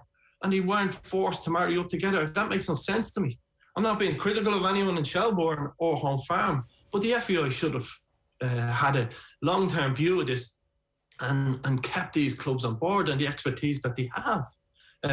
Like Richard Dunn was developed at Home Farm. Troy Parrott was developed at Belvedere. And we've just thrown them aside. So And by the way, Rude Doctor has to create elitism. We have to have these national leagues, the under 15s, 17s, 19s. They're the way forward. But we've just taken out people who've been doing the job for 40, 50 years and just got rid of them and made clubs restart again.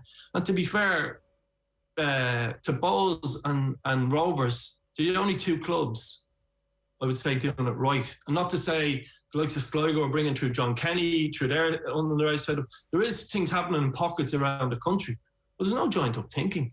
And I think the engagement at Rude, schoolboy clubs football would say, is non-existent. That's what they tell me. I wasn't at that cold face long enough to know what's the truth. But the likes of Cherry Orchard would tell you they've just been dismissed.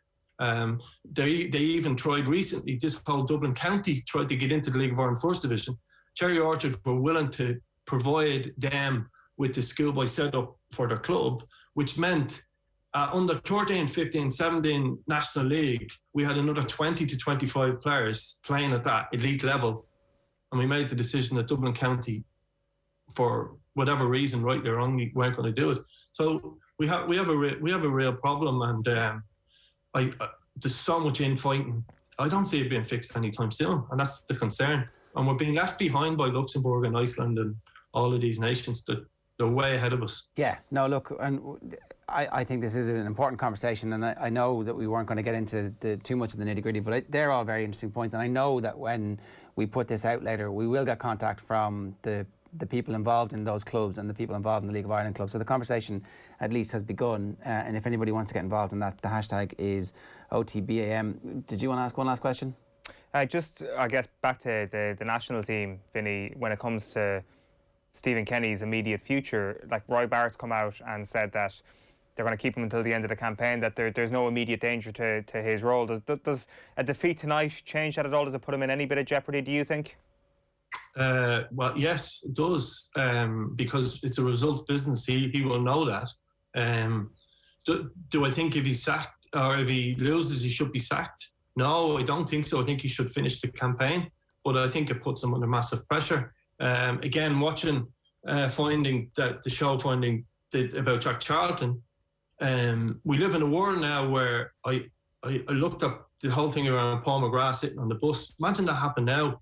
Jesus, I couldn't. I'd fear for what would have happened and the whole reaction to it. It's going to be a massive reaction to tonight's result. He's in a no-win situation. If he wins 2-0 tonight, people will go, see, he should have won anyway. And if he loses 2-0, they'll call for his head. No-win situation. The FAI had no choice but to back him.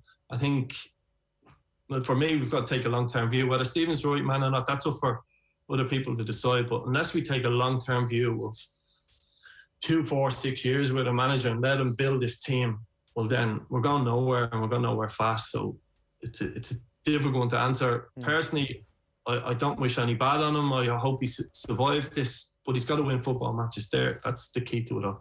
Vinny, always brilliant. Good stuff. Thanks a million for joining us this morning. Cheers. Yeah, always great stuff with Vinny Perth there this morning. 8:51, we ran a little bit over and that, but obviously when you're talking about the entire future of Irish football and the perilous state that we are in, then it deserves some time. 087 085 7 086, is it 086 or 087? No, it's 9180 180. So if you've got a text, just try 086 9180 180 and then try 087 9180 180 and then try 089, because I think Tesco Mobile is still a thing. Yeah. OTB AM, live in association with Gillette. Good morning, start with Gillette, giving you the confidence to tackle the day ahead. John Duggan, good morning to you. How are you? Good, Ger Eoin, yourselves? What's going on? Well, Stephen Kenny's impassioned defence of his position, as we would have heard on the show earlier on in the press conference yesterday, which was embargoed and released then this morning after the defeat to Luxembourg. Rejected claims from Tony Cascarino that he's tactically not with it. And the boys in green taking on Qatar, as we know, 7:45 in Debrecen in Hungary this evening. So no end to Stevens, no Matt Doherty. There will be changes. Will we see Shane Duffy back? Jason Knight expected to play because he was in front of the cameras yesterday. And he has backed his manager. I think we can all see as players that he's trying to implement an attractive style of play for the senior international team. And that's going to take time, like anything does. But we're really behind the manager at the moment, and it's looking good so far. Obviously not the results, but we can see that we're going in the right place. We have World Cup qualifiers in our group this evening. Luxembourg playing Portugal 7:45. Serbia away to Azerbaijan from 5. Wales also in action against the Czech Republic from 7:45. Manchester City legend Sergio Aguero leaving the club at the end of the season. 257 goals. He was the man who scored that goal, as we all know, in 2012. That gave him the first title in 44 years, and he's going to have a 5th Premier League winners' medal in his back pocket at the end of the season. 384 appearances, not a bad record, 257 goals. The key is who's going to replace Aguero now at the Etihad? Haaland, Messi, the checkbook's going to be out. Johnny Sexton and Ross Byrne set to be fit for Leinster's Champions Cup match against Toulon on Friday. Sexton recovering from a bang to the nose, Byrne shaking off a knock to the knee. Simon Zebo being linked with London Irish. The former Munster fullback out of contract with Racing 92 in the summer. And inter-county training may return in the second half of April, lads, if the government signal the easing of certain public health restrictions later today. Recreational golf, tennis and children's sport possibly back as well in the second half of April. Right, what did you make of Ireland, John? It's a reality check.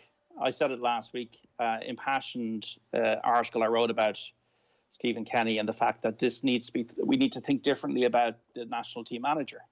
And I'm already seeing quite predictably and depressingly all the ex-pros, some of them coming out and being, some of them don't rate him, obviously. And I kind of just feel that we're in a reality check where we're looking in the mirror now as a football nation, and we don't like the look of ourselves at the moment.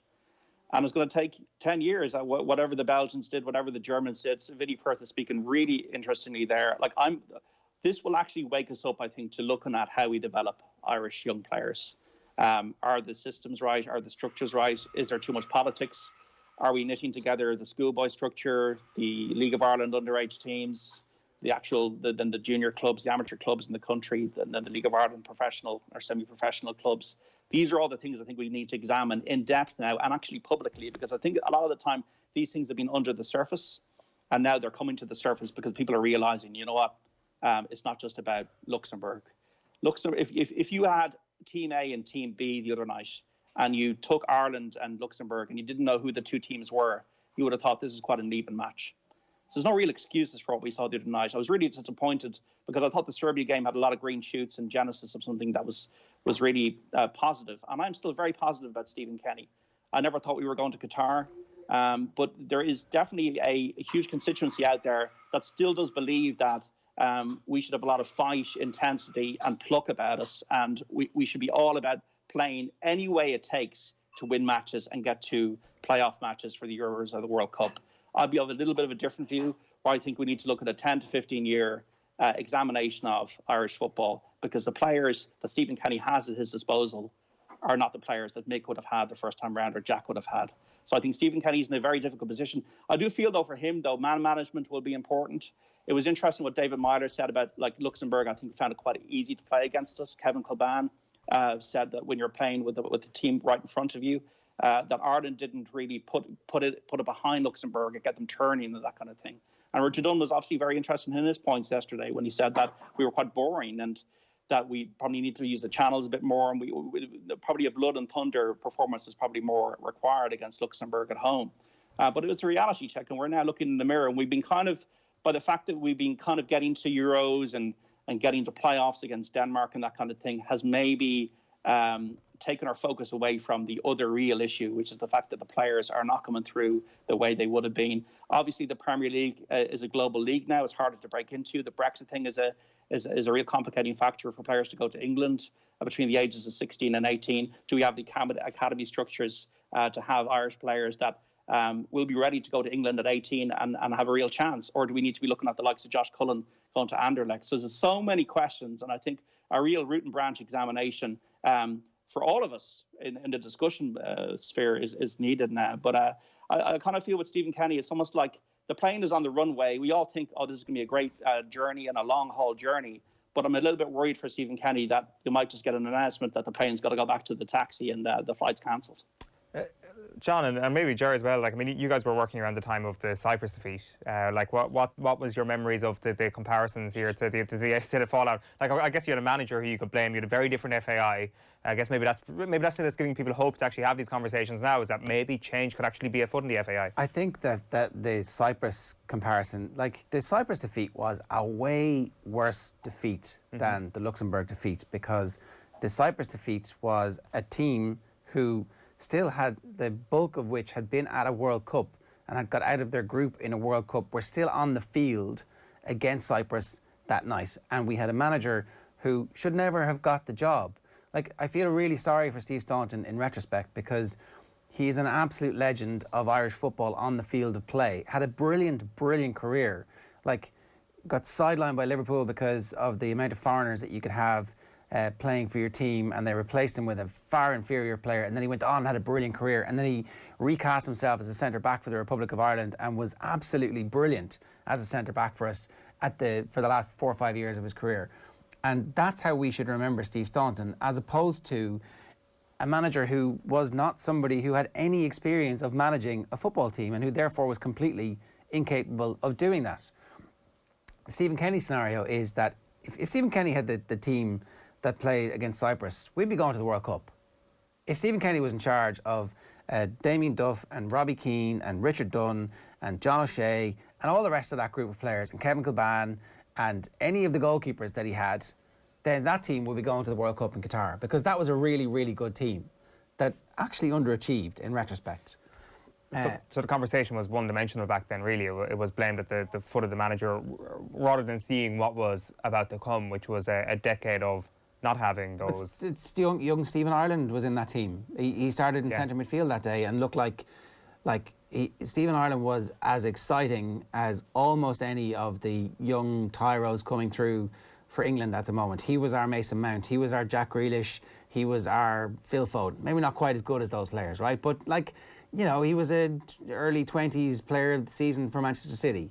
Now, obviously they weren't title-winning Manchester City, but very exciting. So it looked like there was a pathway for young players coming through, and John O'Shea had just come through. So a completely different scenario it seemed, and we didn't know what was going on in the background. I feel that you're right there, and I think our last great campaign was Trapattoni's first campaign for the World Cup. We were unbeaten. We put it up to Italy and Bulgaria in the group. Remember that great game at Croke Park when we were 2-1 up against Italy? And the France game at home was disappointing. And then we played France off the park, a team that would, have reached the World Cup final only a few years previously in 2006. So I think the Staunton appointment, Bobby Robson was there meant to help him, and then Bobby wasn't too well. So it was just the appointment at the time. So I think it's a completely different circumstance. I think the players were at the manager's disposal then. The players are not at the manager's disposal in a comparable sense now. And that's the problem Stephen Kenny has. And that's why I find it so depressing and predictable, as I said at the start of this, that everybody's just coming out and giving him, the Daggers are he's got to change, things are going to need to improve, whatever. People are thinking in a very short-term space. And I understand, and I get the point that the players, this might be their only chance, and their chance is now probably gone. And they live for qualifying for international tournaments. Stephen Elliott was saying on Saturday, they just want to win games. But also there's huge issues there that Stephen Kenny just can't solve on his own. And unless you take a long-term approach through the whole system of Irish football, you're going to have a stop-start, boom and bust situation again. Even if we got a Neil Lennon in, as one of the ex-footballers was saying, I think it was Paul McGrath, and he qualified us for Euros. Is that going to are we going to have then a cohesion between the national team and all the other teams from under 21, 15, 17, 13? I don't know. I mean, we're going to have this debate now in just a minute. But John, good stuff. We'll talk to you about virtual insanity and another near miss on tomorrow's show. That's John Duggan with us. Check out his virtual insanity stuff. Going great guns at the moment. OTB AM live in association with Gillette. Good morning. Start with Gillette. Give me the confidence to tackle the day ahead. I want to tell you about this on Friday. It's a very special show from Fairyhouse Racecourse ahead of the Easter Festival. Barry Garrity's going to walk the last furlong on the course with us, talking through his Grand National success on Shut the Front Door in 2014. We'll also have a panel of previous Irish Grand National winners. Nina Carberry and Robbie Power are going to join us to preview the whole Easter weekend festival, but obviously focus on the big race on Easter Monday. You'll be able to catch it across all of our social channels this Good Friday at 3 o'clock. We will be back and talking Ireland with Nathan and Stephen right after these. OTB AM on OTB Sports Radio, Ireland's first and only sports radio station. This is OTB Sports Radio. We did all of this ourselves, and when grants became available through the European funds, because we had very high capacity at clubs, in the Dungiven club, lawyers, accountants, people involved in politics at a higher level, we were able to harness all of that capacity to make sure that we got what was owed to us. And this sort of notion out there, we took the Queen's shilling. Let me be absolutely clear about this. The Queen has taken everyone's shilling. Off the Ball, Saturdays from 1 on OTB Sports Radio. Listen live on the OTB Sports app. Tom Watson, you're welcome to Golf Weekly. Hey, this is going to be fun. Very happy to say European captain and, of course, three-time major winner Padraig Carrington joins us. Today's special guest on Golf Weekly is Lee Westwood. Thanks very much. Yeah, I'm honoured and delighted. Let's bring in Paul McGinley, who joins us now. Paul, you're very welcome. Shane Lowry, how are you keeping? I'm good, thanks, yeah. Well, I'm as good as I can be. The biggest names in golf and Ireland's best golf podcast, Golf Weekly, now exclusively available on Patreon. Go to otbsports.com/Golf Weekly to sign up now. OTB AM with Gillette. Put your best face forward with our new and improved razors. Okay, Stephen Doyle and Nathan Murphy are with us. Lads, good morning to you. I'm going to just read some, not quick emails, but an email and some DMs. I don't know what you youth get in your DMs these days, Owen, but not this filth. This is what I've been getting. I take no pleasure in seeing the team I have supported and followed for 29 years humiliated and out after 2 matches. The lie that we can forget the present in favour of a better future is not something my 70-plus dad has time for. After all the matches we've been to, we don't know how many World Cups we'll go to. So I take no pleasure in this result. My mail is to complain about your editorial content. Over the past months, I've listened to your show, and the concerns of myself and my dad about the blind philosophy have not been represented by any contributor, as the received wisdom is that Mick McCarthy and Martin O'Neill didn't know what they were doing. These 2 guys were human like us, but brought us some of our greatest memories in the roller coaster that comes with following a small country. Why was more not made of McGoldrick retiring? Again, my complaint is with your content not representing my opinion and not the team. As a loyal fan for 30 years, I've come to accept that Irish managers don't always have world-beating talent available, but every other manager gave me and my dad some exciting, sometimes disappointing days out in Lansdowne. If your football analyst followed David Moyes' time at Man United, they would have seen that a long-term plan can only be delivered with decent results and keeping the team motivated. Mick McCarthy's results at Cardiff again demonstrate he can get decent results from limited resources. He was indeed given a hospital pass when he was fired on the same day he was hired. That's one. And then the other one is an email. I've just been listening to this morning's OTB AM podcast. My God, do some of you guys like the sound of your own voices? Just out of interest, do you make the lads listen back to themselves? If not, I would recommend it be made mandatory. That's you, Owen. They described a battle for the soul of Irish football between people wanting to shut up shop and defend and hope Shane Duffy can score, or those who feel that a proper analysis of how we got to this scenario is done now. A reckoning. I'm all for analysis, so let's do some. Name the best schoolboy clubs in the country. Clubs that produce heroes of the past. Crumlin United, Home Farm, Cherry Orchard, Leicester Celtic, Lord Celtic, St Kevin's Boys, Tralee Dynamos, Talca Rovers, Belvedere. We had a schoolboy nursery, the envy of the world, which has been dismantled for money and handed over to the League of Ireland to run into the ground.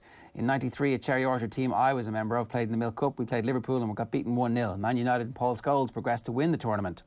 2 years later, a Cherry Orchard team returned to the Milk Cup and won the competition outright. Our league was the envy of the world. Boys in the UK played for their schools, not clubs. The underinvestment was in the clubs. Successful clubs built allegiances with English clubs and invested the reward of players signing for those clubs back into the grassroots. What's the current plan? Where did the volunteers that gave you Roy Keane, Robbie Keane and Damien Duff fit in? There was no League of Ireland staff involved in their development. What about late bloomers that are not picked up by the current system? Mick didn't qualify from the last campaign. Completely inaccurate. We were in a playoff that Stephen Kenny's Ireland lost. We got into the playoff through the Nations League seedings, and we got into a playoff not because of the quality of the football that Mick produced. But anyway, people want to go back to the Mick McCarthy days, put him under pressure, go on, Big Jack. People forget Ireland came frighteningly close to a Saturday situation. Close is a lingerie shop. I had to look that up. Do you get the reference? Yeah, I'd never heard it before. It's from Lethal Weapon 2 or Lethal Weapon 3. Close is a lingerie shop with no window, she says in it. I don't get it. Right, that's I didn't know it was Lethal Weapon reference. What people wanted to I tell you some of those fans that were in France gathering outside there. That was Copenhagen. That was Copenhagen. Copenhagen, sorry, yeah.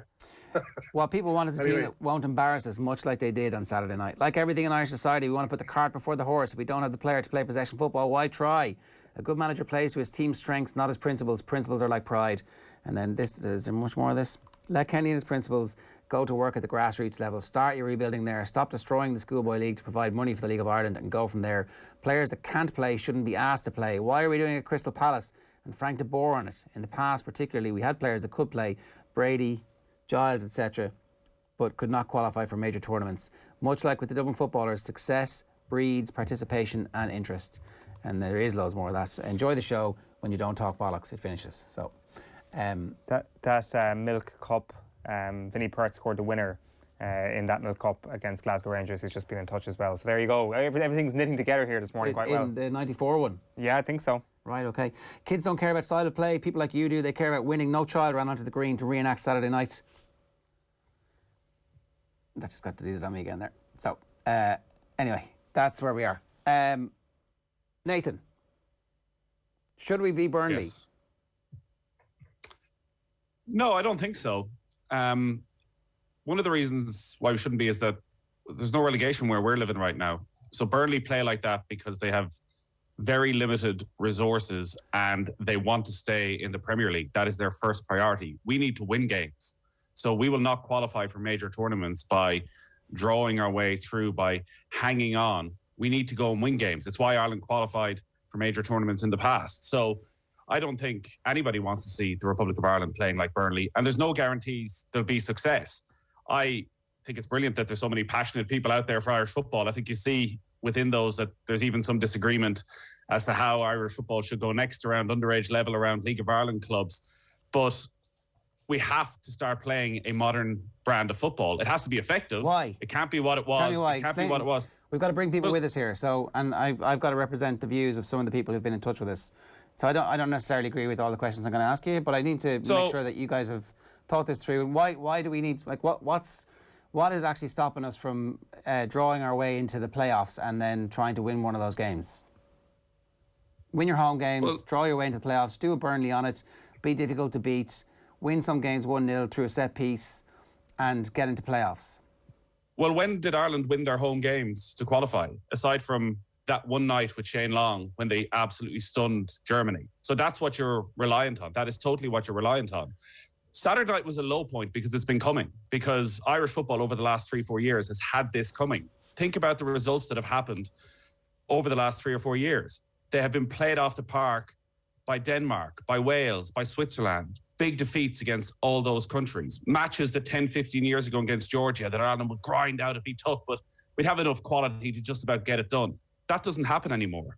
Now, we're dropping points in those games. And as we saw in the last campaign against Gibraltar, against the weakest teams, Ireland can't rip them apart anymore.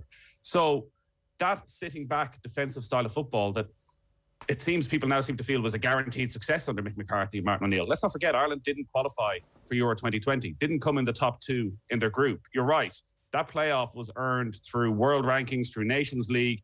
We could have lost every game in the last campaign and still got a playoff. Ireland didn't qualify for the World Cup before that. So we can't go back to just defensive football and relying on Shane Duffy because it wasn't working. And I don't agree that players can't play an attractive style of football, that it's somehow in our DNA that, lump it up the field. If these players are at clubs who play attractive football, they can do it at international level. Now, unfortunately, at the moment, not a lot of them are at those clubs. But I think we saw glimmers in Serbia. We saw in that move for that one-off move for the James Collins opportunity that they can at times play possession football. But this, let's go back. There was no success over the last 4 years. There was no sitting back, over the last being 4 years, working. Martin O'Neill's team was successful. They got out of a group at the Euros. They did. Martin O'Neill's team had a far better quality of players, unfortunately, than this one. And if there's one big mistake that Stephen Kenny made, it's maybe talking about the quality of players that were coming through, and it's frustrated the life out of him all the time. We don't have the players. On a point of information, though, Martin O'Neill's team in Lille that night had James McCarthy, it had Daryl Murphy, it had James McLean, it had Robbie Brady and Jeff Hendrick. Brady and Hendrick could have started the game at the weekend, and they didn't. McCarthy is injured. McLean came off the bench. Daryl Murphy, is he significantly better than any of the players who played for us? The difference between the team in Lille and the team the other night isn't a quantum leap, is it? Yeah, but as well, Ger, Italy didn't play their strongest team that night. I think people sometimes forget that. Sure, but we qualified from the group. We qualified from the group. That was the team that qualified from the group. But those players were at a different stage of their career than these current players are. So that class of 92 of Hendrick, Brady, even in this current side, Duffy, Doherty, Egan, they were all 24, 25. They were playing some of the best football of their career. Irish football has fallen off a cliff since then. Nobody has come through over the last 4 or 5 years. Alan Brown was the only player born between 1993 and 1998 who played the last night. Now, it may not seem that startling. The only homegrown player. That's 6 seasons of underage football. That's 6 seasons of under 15 representative national teams, under 16 representative national teams, which as far as I know, Alan Brown didn't even play for. So that's 6 years of them that didn't produce a single player ready for the international setup. And they're the players right now who are between, say, 23 and 28, who should be at the peak of their career. And we don't have them. We don't have any of them. With the exception of Alan Brown, he was the only one who was out there. So there is this lost generation of players who should be at their peak right now who aren't there. Hendrick, Brady, those players are still around, but they're 29, 30, and as we head to the next few years, will be 32 by the time Euro 24 comes around. And then the next generation coming through, well, there's no guarantees. This was, well, I know we'd be accused of maybe not selling the Kool-Aid when it came to Stephen Kenny. The one thing I was always wary of was how good this next generation were going to be, because unfortunately, with the way Irish football is set up, it is out of Stephen Kenny's hands. Could you sit here hand on heart now and say in 3 years' time that Jason Malumbi, Gavin Bazunu, Caoimhín Kelleher, Aaron Connolly, Troy Parrott will be playing first-team Premier League football? I don't think they can.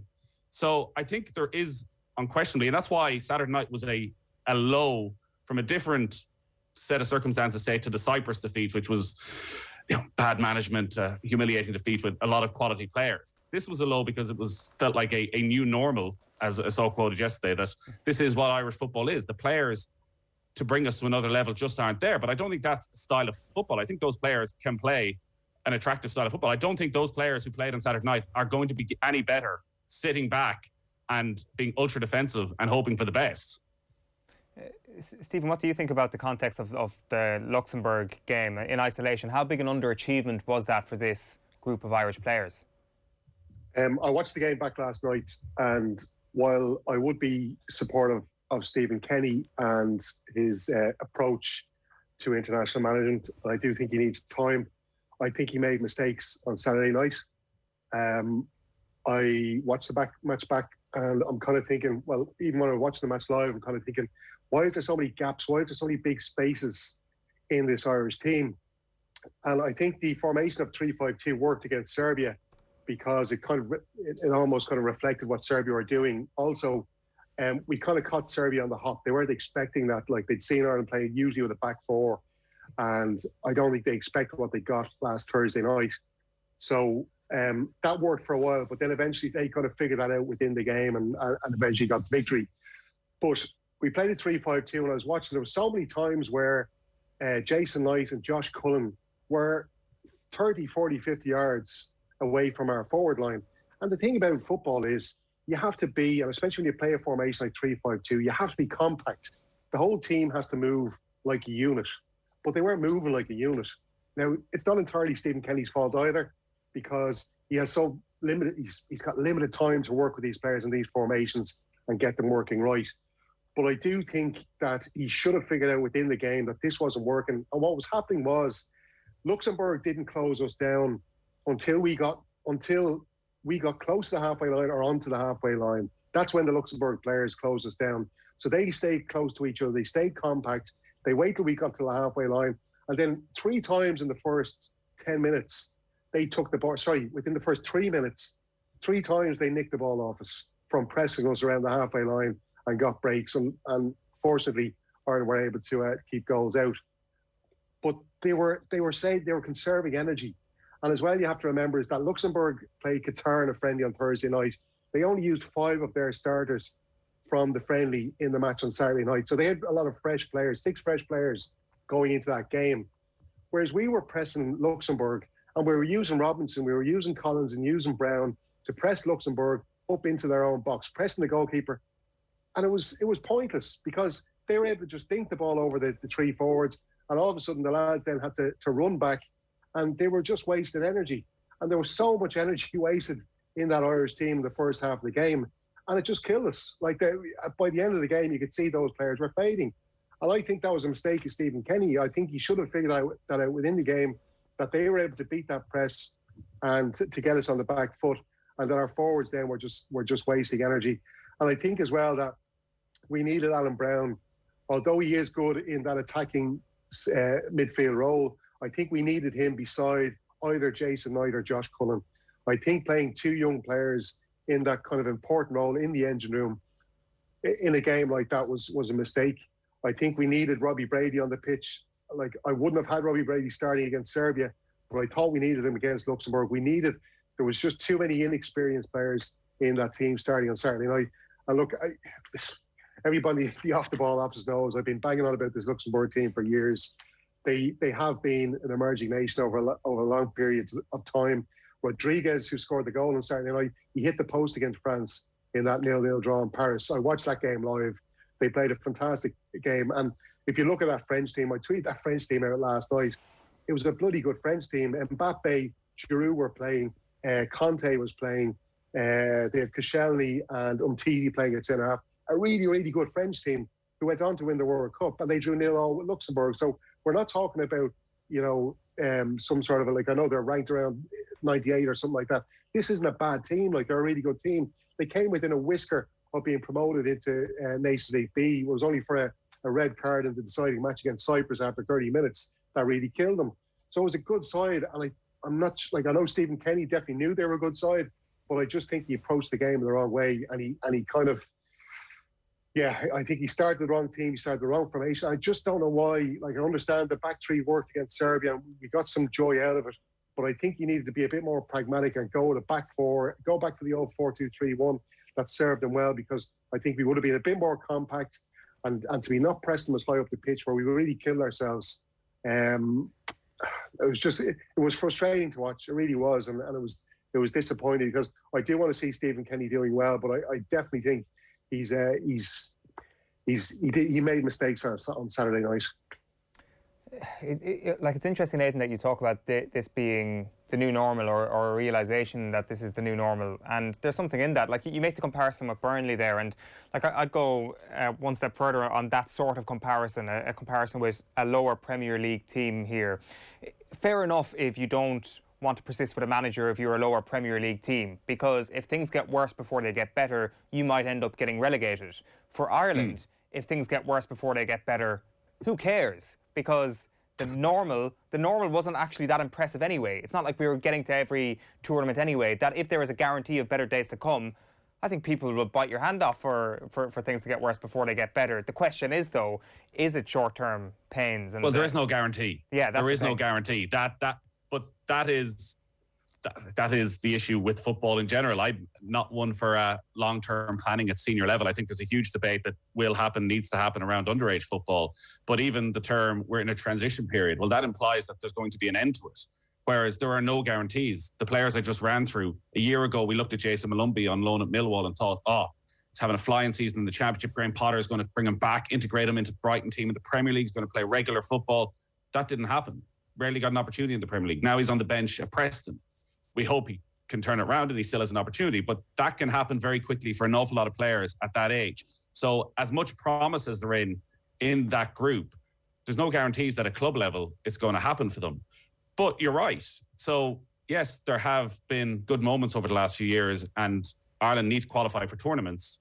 It's pretty straightforward for me. For an Ireland manager, getting to a World Cup is a bonus. You have to qualify for a European Championship. So if Stephen Kenny does get another term, I think he will have to qualify for the European Championship, or it'll be seen as a failure. And Stephen's right. It was a bad night for Stephen Kenny on Saturday night. It became shambolic in the second half, and the substitutions did absolutely nothing.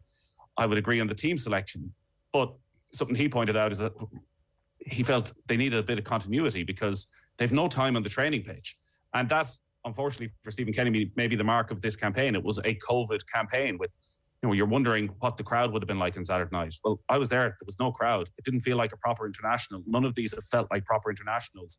There is no atmosphere.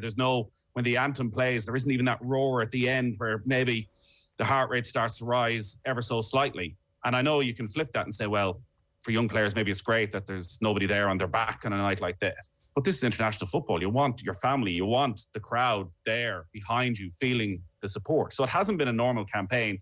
They haven't helped themselves, and 10 games without a win and losing to Luxembourg, it's going to be a mountain to climb for any manager. But Ireland can go back. So if and when the Stephen Kenny reign comes to an end, they can go to a Chris Hughton and go to somebody who's very experienced at all levels of the game, who's been involved with the international side before, who plays very defensive football and still does. And I was watching Nottingham Forest in the Championship about a month ago, and at half-time, the pundits were exasperated as to how negative Nottingham Forest were, and couldn't understand that for a team who were maybe hoping to get into the playoffs, that this was the style of play they were going with. But obviously it has worked for Chris Hughton in the past. And listen, maybe Brighton is the prime example of the great debate that's going in. Maybe that's what Ireland football fans want. Maybe it is. Maybe it is. No, it's like, we all remember going to those matches when Trapattoni was in charge, when Martin O'Neill was in charge, and they were pragmatic and they were negative, and people were giving out. They weren't happy. We were, I know they qualified us for a couple of tournaments, but I said, we all know that it's mad. If you can't qualify for Euros, you're a really poor manager. Like the World Cup is like, we've got 57 European nations looking for 13 qualification spots at the World Cup. Like it's bananas. I wanted to go back just because I know one of our emailers mentioned there was 2 points there, Mick McCarthy and David McGoldrick. Listen, David McGoldrick, his career was nearly over a couple of seasons ago. He had to go on a trial. He had to take a trial at, what was he, 29, I think, Nathan? He had to go for a trial with Sheffield United, which he managed to get into the first team then after that trial. And then he managed to get into the Premier League. And this guy is trying to carve out a career for himself very late on. Like, he has to try and make as much money as he can in the latter years of his career. So to put that at risk by going and playing international football at his age, it's just, I can totally understand Dave McGoldrick's reason. There seems to be this thinking out there, people think that Dave McGoldrick was hacked off for what was going on with Stephen Kenny, which is just nonsense. The guy, his career was nearly over. He gets this chance at Sheffield United. He gets into the Premier League. You know, he's trying to elongate his career and make as much money as he can and to make a future for himself and his family, and that's fair enough. In regards to Mick McCarthy at Cardiff, it's brilliant, and I think it's great to see Mick McCarthy doing well again. But the thing is, Mick McCarthy is with these players week in, week out. He's with them 3, 4, 5 days a week. You know, Stephen Kenny's got these players for 2 days in before each match. There's no comparison there. You know, but the argument against that, Stephen, I guess, will be that if that's the case and Stephen Kenny hasn't had time, as unfortunate as it is, that should you go with a simpler game plan? Is he expecting too much from a group of players when he has no time to get his philosophy across? And actually, lads, stick with what you did under Mick McCarthy and Martin O'Neill, and if we get a bit of time in a couple of years and the vaccine comes in, then we'll try and do what I want to do. I don't think it's going to work in the group we're in. Like we're playing against a Portugal team that have like 3 top quality players for each position. We're playing against a Serbia side who have some really, really good players. And I think even playing that pragmatic, like I do think we should have been a little bit more pragmatic against Luxembourg. I'm not saying that Stephen Kenny should be, throwing his philosophy out the window. I think he could have gone his 4-2-3-1 formation, which he has played with the under-21s and with the senior team and got results out of. I think he should have gone with that the other night. I think what happened was he went for that 3-5-2 system. It wasn't executed correctly. I think the players have to take some part of the blame on that as well.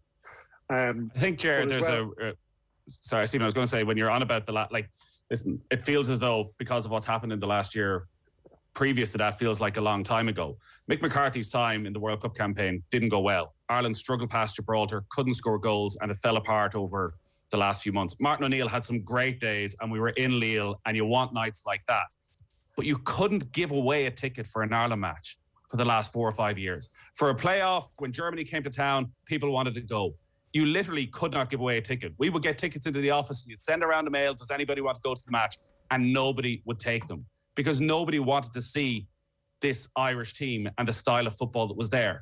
The generations of Irish supporters who were in their 70s and their 60s and their 50s, who grew up watching great players and then went along with the Italian 90s success, who bought the season tickets, who went to every match for 20, 30 years, stopped going because they were like, this is not like football I watched on television. Everybody watches a lot of football, whether it's Nations League, Europa League, or every Premier League game. So they know what is equality. And this, even going back to Burnley, we've been to Turf Moor a lot. I've seen Burnley. Burnley don't play the way the Republic of Ireland do. Yeah, at times it's a bit Route 1. They've got 2 big men up front. But Jeff Hendrick used to play a lot better for Burnley than he did for the Republic of Ireland. He would get a lot more touches, keep it on the ground a lot more.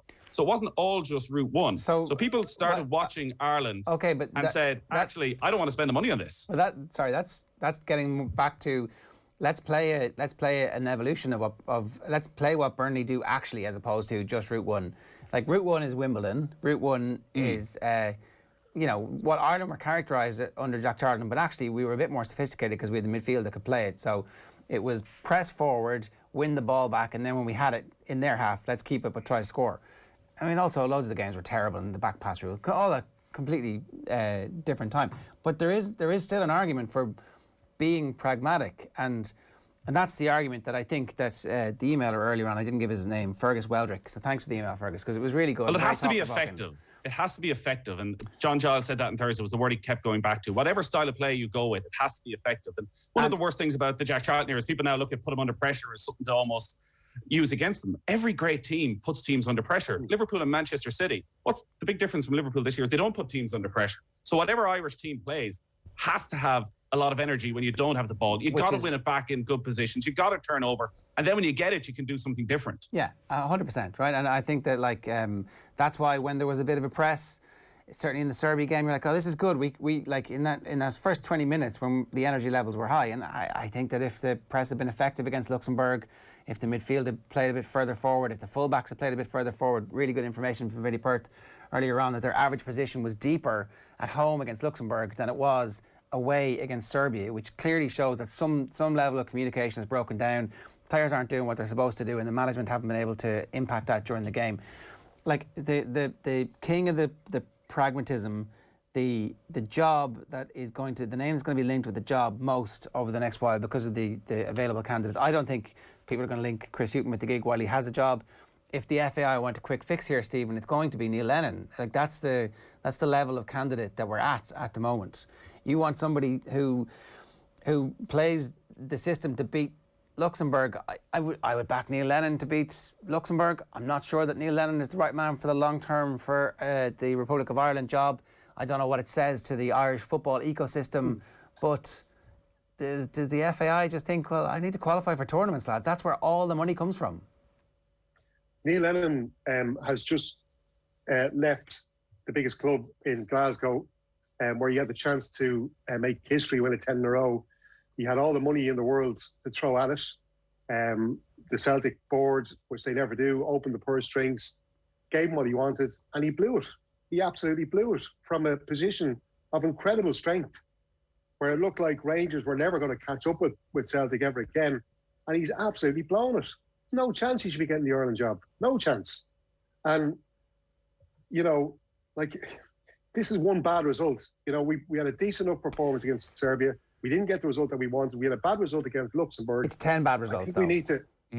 It's 10 bad results. Like, you know, and I know some of them are friendlies and we shouldn't really count them too much, but like, they're, you know... But again, listen, lads, we're in the... Like, and I hate trying to make excuse for Kenny all the time, but this is real. We're in the middle of a pandemic. This is not like any other manager has faced before, and no other manager has faced this kind of an issue that Stephen Kenny is facing. He made 10 changes to the last competitive team against Bulgaria between that match and the Serbia game. This is not no other Irish managers had to deal with the hand of cards, the cards that Kenny has been dealt with. Like this is like, we have to stick with him. You know, he has to be. I think Kevin Kilbane was right. He has to be given 2 campaigns, and then we'll see after that. You know, but I think the bigger issue as well, which Vinny touched on with you guys there, is, and you know, Nathan's alluding to the fact that we've had this big, massive gap in producing players or not producing players for so many years. We need to go back to the start and start looking at how we bring through players. That landscape has changed as well. We're not going to be sending over lads like we did to the UK and letting the Premier League clubs or Championship clubs to bring our lads through. The landscape has changed. We need to get people to, like Rude Doctor came in, and you know, I can see he's trying to do good work there.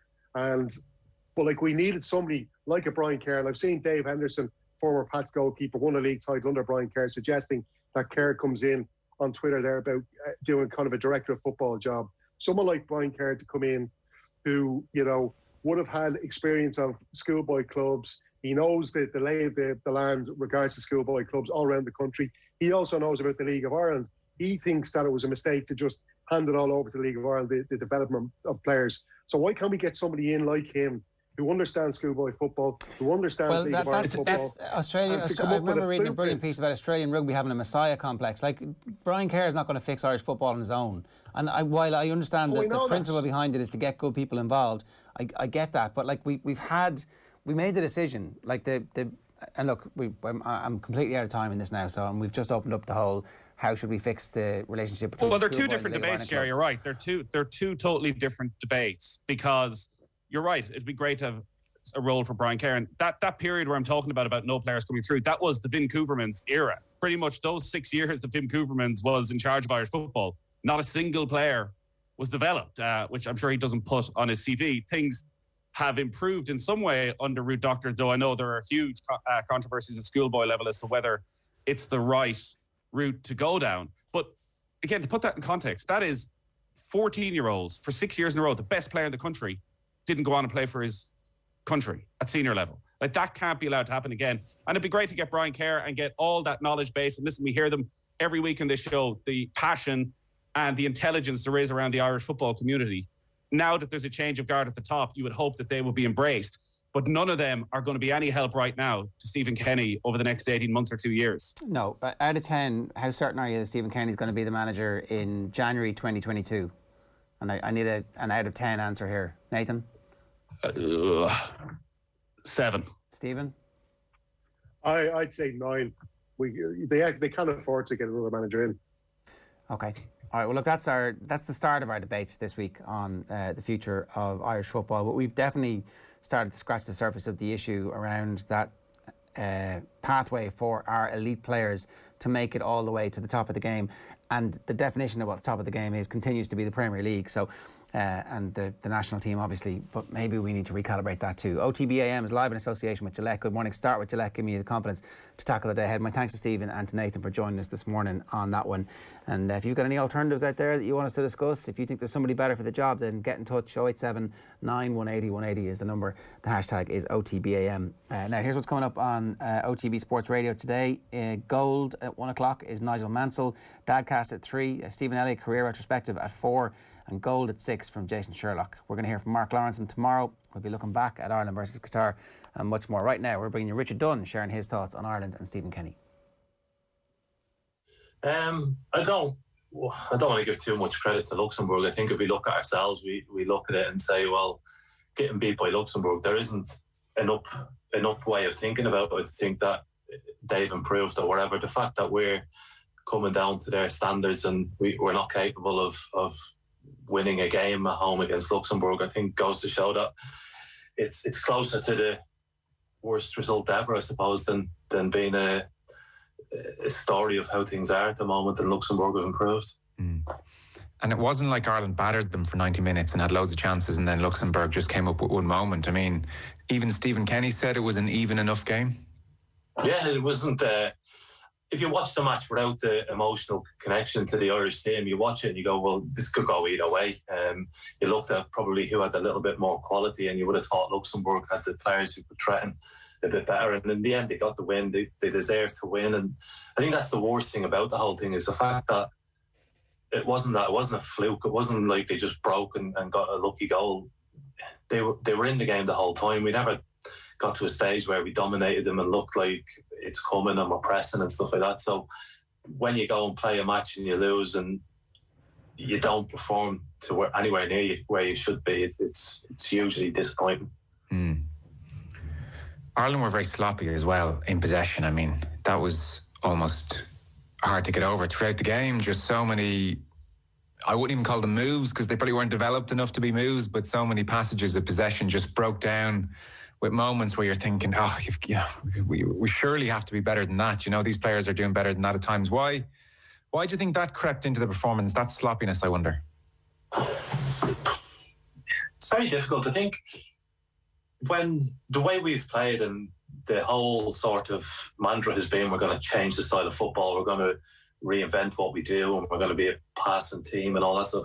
A lot of our passes are defensive passes across the back through the side of midfield or whatever like that, and it just gets boring for the players. They're just doing the same thing over and over and over again, and I suppose lapses of concentration because they're looking at it thinking, what options have I got? The option is either backwards or sideways. And for the Irish team to progress, we need to start playing football, but in the opposition's half. We can't pretend that we're now a footballing team because the goalkeeper rolls the ball out to the centre-backs and they play it amongst themselves. We need to be playing more attacking football. We need to be playing higher up the field. And I just think over a period of time, when the players get to a situation where, okay, you want us to pass, but where do we pass to? Where's the movement? Where's our other options? I think then it starts. They're probably looking for a forward pass that's not on, and they're coming back, and it just, because there's no rhythm or routine to what we're doing. It just, I don't know. It just, sometimes that sloppiness can seep in as well, and it's not so much the player on that occasion. It's just an effect of how everything is being done at the time. We had David Myler and Kevin Kilban on the show yesterday, and they were making a point very similar to what you're talking about. They were saying the likes of Jason Knight and Josh Cullen, a lot of their passing was very deep and in front of Luxembourg's. You know, David Myler was saying as a midfielder, he felt if the midfielders he was up against were passing in front of him and going sideways or backwards, that's his job done. It's when they're playing in behind him that there's trouble. And he said, you know, Luxembourg would have been perfectly happy to watch Ireland pass it around the way they did, because it was never really hurting them too often or stressing them all that often. No, and it's the hardest thing. It's like when I used to play, or you look at it and you go, as long as the ball's in front of me, it doesn't matter. I can shift 10 yards left and right and it's easy. And this is the problem when you're playing for Ireland. There's a lot of nice, simple passes which don't threaten the opposition. And international teams, the first thing that they'll do every time when they meet up, they'll work on a defensive shape and they'll say, right, as long as we keep these two banks, a 4 and a 5 or wherever it may be, we'll make ourselves difficult to break down. And Ireland haven't got that player who can break them down. So they know Ireland are almost reluctant sometimes just to do what they're good at in terms of run down the wing and stick a lot of crosses in the box and cause trouble. They want to be intricate and they want to be creative, but we don't have the player to do it. So for the opposition, when they see it and they say, right, well, Ireland have the ball at the back, by the time they come to midfield, it's going to be kind of 15 seconds. So we'll relax, we get our shape and we'll just wait and they'll give us the ball eventually. And that's the way it's been. And on the opposite, when oppositions come at us, we seem spread out. We seem like there's gaps in between our midfield, in between the centre halves everywhere. So we're actually, instead of the progression that we were hoping for over the last year or whatever, to make ourselves a better side, a better international team, we've gone backwards because we're now a lot easier to play against, and we're not as, in terms of results and stuff, that we're not as competitive as we used to be. We might have more possession of the ball, but possession for possession's sake is pointless, and we've had 60-70% possession in a lot of games or whatever, and we've not won one. So we need to find an effective way of getting the best out of the players that we have in the squad at the moment. And are those players that we have capable of playing more painful balls for the opposition, passing forward, that kind of stuff? I mean, do you see players there who can do that and they're getting there and you're hopeful that this is just part of a journey towards getting there, or would you be slightly concerned they don't have it in them? I would look at the individual players on the pitch and see what they do for their clubs and all that stuff, and you realise straight away we don't have that creative player. We don't have that number 10 who can open teams up and can take players on and cause distress in the opposition defence. So therefore we have to look again and say, well, what can they do and what are they good at and what's their strengths as a team? And I know everyone says, oh, we need to do all this, play football and all that stuff, but you need to do it, but you need to do it with intensity, and we need to play at a higher level of intensity than what we've been doing. We've got centre forwards in terms of Conley and Robinson who are quick guys, not the cleverest in terms of the runs that they make and stuff like that. And we're doing slow build-ups. They want the ball in behind, they want to chase, they want to put pressure on, and then the rest of the team can get up, and if we win the ball, brilliant, then we start passing around in their half. And then we look dangerous, because as soon as you're a defender and you're on the back foot and you're defending on the edge of your 18-yard line, mistakes happen, and mistakes come because there's so many decisions to be made in a short period. But if the build-up is slow and delayed and coming from deeper, you've got time to adjust, to make all yourself set, and I just think that's where we are at the moment. Yeah, it's very interesting, because even if you think of our chances, you think of the James Collins chance in the first half, or you think the goal in Belgrade is really good football, but it was quite direct in a way. Like Doherty made the break, I think, wasn't it, in Belgrade, and then, you know, breaks down and Alan Brown quickly fizzes it out wide to Stevens and off to Robinson, and he takes on his man and sticks in a cross. And, you know, that's not just pass for pass sake. That's really good football, but there's a tempo to it. Yeah, and there's a purpose to it as well at the end of it.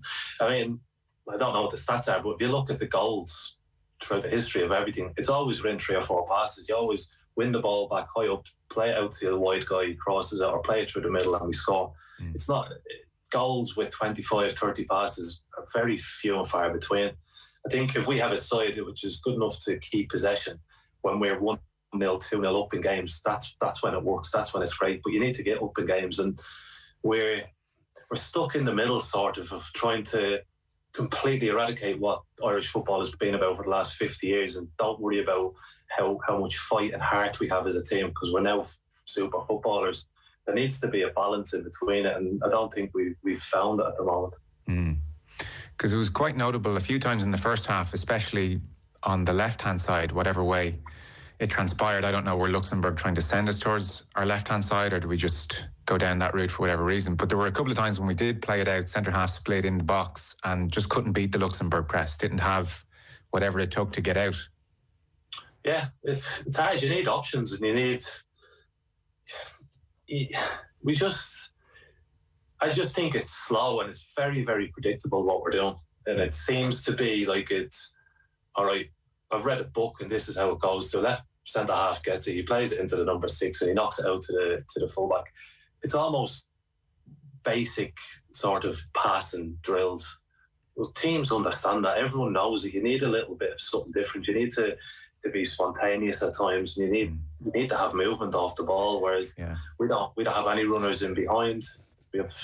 Sorry to interrupt. It was so noticeable when Robbie Brady made a big run in behind off the second half whistle when he came on, and it was like one of the first times that had happened, and it gave them something to think about. I think Gary Breen made that point with us yesterday. You know, you need 10, 15 more moments like that in a game to mix it up, maybe. Yeah, you just when you're playing against that and everyone's in front of you, it's easy. It's very, very easy. As soon as someone turns and runs in behind you, my job as a centre midfielder, I'll have to go turn around, look at the centre half and say, you get him. As I turn around, there's another guy on me, and everything just becomes a little bit more hectic and stressed. And you start to, right now I've got a job on my hands, I've got to think as well as move. But we don't threaten teams, we don't do anything like that. It's all very, very basic. I don't know, it's like anyone can go down to the park and say, right lads, you pass the ball there amongst yourselves. All right, now we're a passing team. There needs to be more to it. There needs to be a purpose, and there needs to be a threat. Yeah. It's a strange one, isn't it? Because it's frustrating. It's so frustrating. Yeah. When Trapattoni was manager, I was one of those fans who had a real sense there was more in this team, you know, and he kept all you boys in a tight enough leash. And I was just having a look back. It's amazing where Irish football is, even in comparison with 10 years ago, you know? Like, so some of that squad that went to the Euros, and obviously the Euros didn't go to plan, but you were against very good teams as well. So you're in there, Robbie Keane's in there, Damien Duff, Glenn Whelan, who very underrated as a footballer and did his stuff in the Premier League for a long time. Keith Andrews was player of that tournament, Premier League experience, really good footballer. You'd Kevin Doyle, you'd Shane Long, you'd Shay Given in goal, you'd Darren Gibson, who was doing okay at Everton at the time. He was on the bench. James McLean, breakout season, you know, flying at 23. Aidan McGeady, brilliant technical footballer. I think he started 11 of the 12 qualifiers for the Euros. You had John O'Shea with 5 Premier League medals and a Champions League medal in his back pocket. You had Johnny Walters, you had Stephen Hunt. Wes Hoole and Seamus Coleman couldn't even get in the squad. So I look now and I think, geez, what Stephen Kenny's trying to do with those boys, you know, you could have seen something very, very different. And that's almost the frustration in some ways, that he's trying to now knit something together with a lot of young players who were putting a lot of, you know, pressure on and really high hopes for this generation. And it's a lot to ask, you know, so it's tough. How do you make sense of that? There's no one to blame really there. It's unfortunate.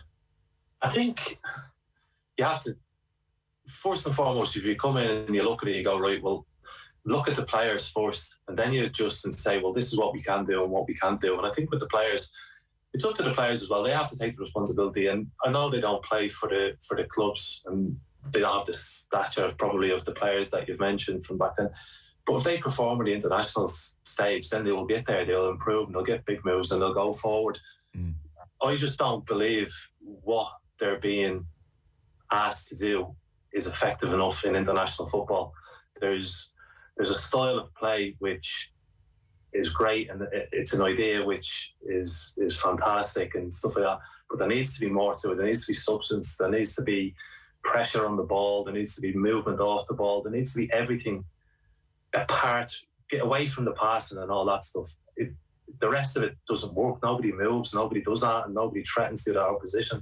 So we need to find all that and become a side which is difficult to beat, a team which can cause problems.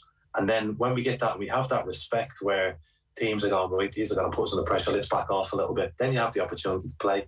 Yes. But teams are quite happy to let us have the ball at the moment because we haven't got that team where we can hurt them. You're almost saying we have a back to front a little bit, that we're passing as if we're 5-0 up. It seems that way. It seems like there's no urgency in what we're doing.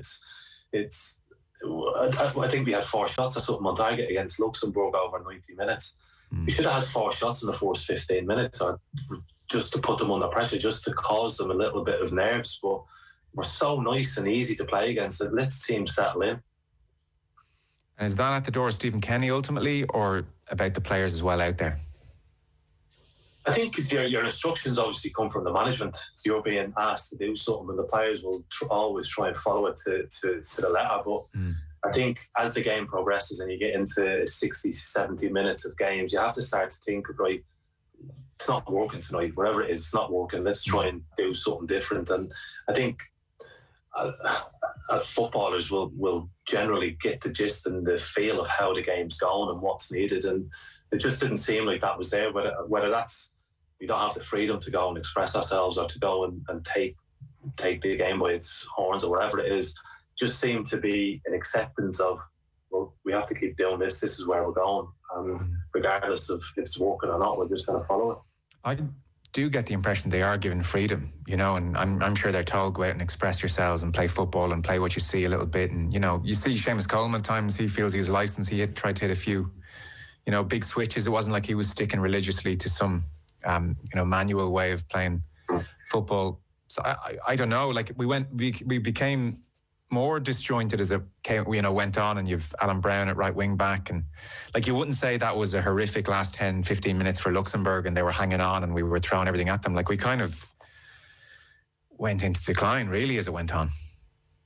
Yeah, just a lack of belief. And I suppose if you've tried something for 75 minutes, you need to change it eventually, but we never changed it really. We just stuck guys in positions what they're not used to and stuff. And it's very difficult to analyse the Luxembourg match without just looking at everything that's gone previously. It's not been good enough really. Okay. Since the manager's taken over, it hasn't improved. It's like we're now playing. People complained because we were boring and we weren't good to watch. But you can't tell me that it's any better now. You know, there's nothing to it. Previously, we were competitive, and whether we qualified or we didn't, we always looked like we had a chance, and we'd always be in a fight coming up to the last game.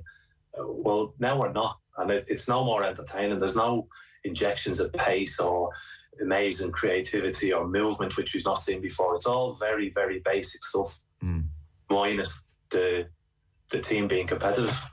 You said an interesting thing as well. It's not us without the ball. There are big gaps, so we're not that difficult to play against when we have the ball. But based on what you're saying, we're not too tricky to play against without the ball either. What are you seeing from us in that respect? Because there were a couple of games where you could tell the team were really trying to press the opposition and press them high up. Last year in the various games, that seemed not to be so much the case at times over the last couple of matches. Yeah, it just seems like in the recent games, it seems like the intensity's gone out of the game. And I know the manager's spoken about maybe the players aren't fit enough, or they're not capable of playing the 2 games after such a hectic season. So I get that a little bit, but there still should be that 60 minutes of high intensity, and he might drop off towards the end. But even I feel when we attack, we go forward slowly, and we move very slowly going forward as a unit. So defence and midfield's just slowly separated. Midfield and attack don't seem to really get in contact with each other. So then when we lose the ball, which inevitably we do because we're just going around in circles at times, those gaps are very wide and very long. And other teams and clever teams with decent players can find them easily. And like you've seen Mitrovic, to give them half a chance, he's 25 yards out, he chips the keeper, but that sort of, the space was there, the creativity was there, and they take advantage of it. So you weren't all that impressed with the Serbia game then, really? I thought they done all right in the Serbia game, and it was a much better performance than what Saturday was. But I find it hard to believe that it was brilliant, or it was. I mean, our brilliance can't be that. We can't set our standards that a brilliant performance results in a 3-2 defeat away in Serbia. We should be playing brilliantly because we've beaten Serbia, or we've done all right, but we got beat. Basically, so I find it hard to buy into the idea that it was an outstanding or a brilliant performance. Yeah, it's hard though. I mean, how many of these players will be in the Premier League in 2-3 years' time? it's hard. Do you know what makes a huge difference for players like that and players like Knight and stuff in Malumbi? If they're playing international football at a high level and they're competing, clubs will then start to look at them. But if they're part of an Irish side, which nobody gets the opportunity to be great, I suppose, to express themselves. Against Serbia, everyone played well. No, you couldn't pinpoint anyone and say they were awful. But it's not enough. You need people to be playing in a team that wins, and then people go, well, that Irish team's good because they win games, and then they'll look and say, well, why are they good? And it's because of this and this. But we don't have any of that. They don't have any experience of winning games. They don't have any joy for playing for Ireland, because every time they play, they lose. So it's just hard. And if they can get that confidence to start winning games, then their performances at club level will rise, and hopefully they will get into the Premier League. Well, that's the hope. I was looking back. I was reading a Michael O'Neill interview from a while back, on how he transformed Northern Ireland type thing, and he took over when they were 86th in the world, and across his first 17 games with no wins, they dropped to 129th in the world. And they drew at home to Luxembourg. They drew at home to Azerbaijan. There's kind of parallels with us. And they finished 5th in a group of 6. So it was really bad. And he was saying, so they were, and then obviously things really turned and they went in a great run and they got up to 25th in the world, which is kind of hard to believe. You forget they were up to 25th in the world. And O'Neill talked about what you're talking about there. He said there was just an anxiety in the play. Like when the pressure was on, in that period, there was just an anxiety, and it's really hard to express yourself when you're feeling anxious. And look, we probably saw a bit of that, to be fair, on Saturday, or certainly I'm trying to tell myself that's part of it, that these players were operating under a bit of pressure, and Collins misses the first early chance, and you start to think, is it one of those nights? And that becomes a part. You've been involved in those nights, I'm sure. Yeah. That becomes a part of everyone's performance, and it's hard to play brilliant, high-tempo, passing football when that's going on. So maybe there's a hope that the team have to go through a few nights like this, and then momentum comes, and suddenly what they're trying to do gets a whole lot quicker and a whole lot better, and we're looking back on this as just growing pains. So are you hopeful of that? Very hopeful, yeah. I really hope that's the case. That would be amazing, but in the short term, there's not much to enjoy. Sure. I think if I look at this, if I look at the manager and his behaviour and his demeanour over the last while, he doesn't look like he's confident. He doesn't look like he's got as much belief as he did when he started. And that'll obviously fold out into the players. And whether that guy's the... I don't know whether over the next 15 or 20 games, if the same man's in charge, does he have the authority and the leadership to make these players to start to believe? Because on the previous 10 games, there isn't really any evidence that they believe in what they're doing. It's almost like they're doing it because that's the way they need to play, and they're falling into this trap of believing that we need to be a footballing team, and falling away from the belief that we need to be a competitive team. We need to be a team that wins games or doesn't lose games. And that's where my struggle is, because I want Stephen Kenny to do well. I want him to be successful, but I just don't see any evidence in what I've seen in the 10 games leads me to believe that give him a little bit of time, because there's chinks of improvement. You can see little glimmers of hope and stuff. I don't see them at the moment. You don't. So that's where I'm concerned about going forward. How it's going to get much better without a change in mentality or a change in style or belief or whatever. Okay. Well, I guess only time will tell, won't it? I mean, we'll see. Yeah. Maybe. I hope I'm wrong. Yeah, I think we all do. I hope, there's maybe Luxembourg go and take points off Azerbaijan and nick a draw with Serbia, and, suddenly Saturday doesn't feel as bad and we improve. Yeah. A lot of injuries as well. That's the other hope. I mean, he's down a lot of players he would have picked, and a lot of players he did pick against Slovakia. So it's not an excuse, and he was at pains not to make excuses, but it's definitely a mitigating factor when you list out the injuries, I mean, James Collins working incredibly hard, and, but really, Ireland are going to need more to score goals, and you lose Hourihan and you lose some of the players they've lost. It hasn't been easy either. I mean, there's been very little luck about this 10 games thus far. No, there hasn't. And he's been robbed of one of the main things, which is having fans in the stadium. Fans can drive that Irish team forward like no other fans, and that's one of the things that it will be a shame if he doesn't get the opportunity to have that on his side. But then also, you look at how often he's had the chance to play his best 11. I don't know, but not too often either. No. But that's football. That's international football. That can happen. Regardless of the situation in the world, that can happen. So we can't look at that and see. For me, one of the things is if you're going through a bad spell. I remember when I was at Man City, Kevin Keegan used to speak to us, and he would say, when we're having a bad spell, I've always been told to go and look at who's the highest earning players on the pitch, or the highest earning players at the club, and put them out on the pitch, because at one stage you thought they were the best players that you were going to sign, and now they're all out in the field. Go and prove your earnings or wherever it is. And it's the same almost for international football. When you're struggling and you've got all these players with experience sitting on the bench, you're losing out. You need to get players who have won games for Ireland on the pitch and playing more. And I know Jeff Hendrick and Robbie and Shane Duffy, they probably haven't had the best of seasons, but they have that experience and that mentality of how to go and win games. And that can only benefit the younger players coming through as well. And I think missing them, not playing them, takes a little bit away from the learning experience, the development of the younger players coming through as well. Okay. Listen, it was great getting your thoughts and having you on, Richard. Thanks so much. Appreciate it. Nice one. Cheers, Joe. Thank you. OTB AM. With Gillette, put your best face forward.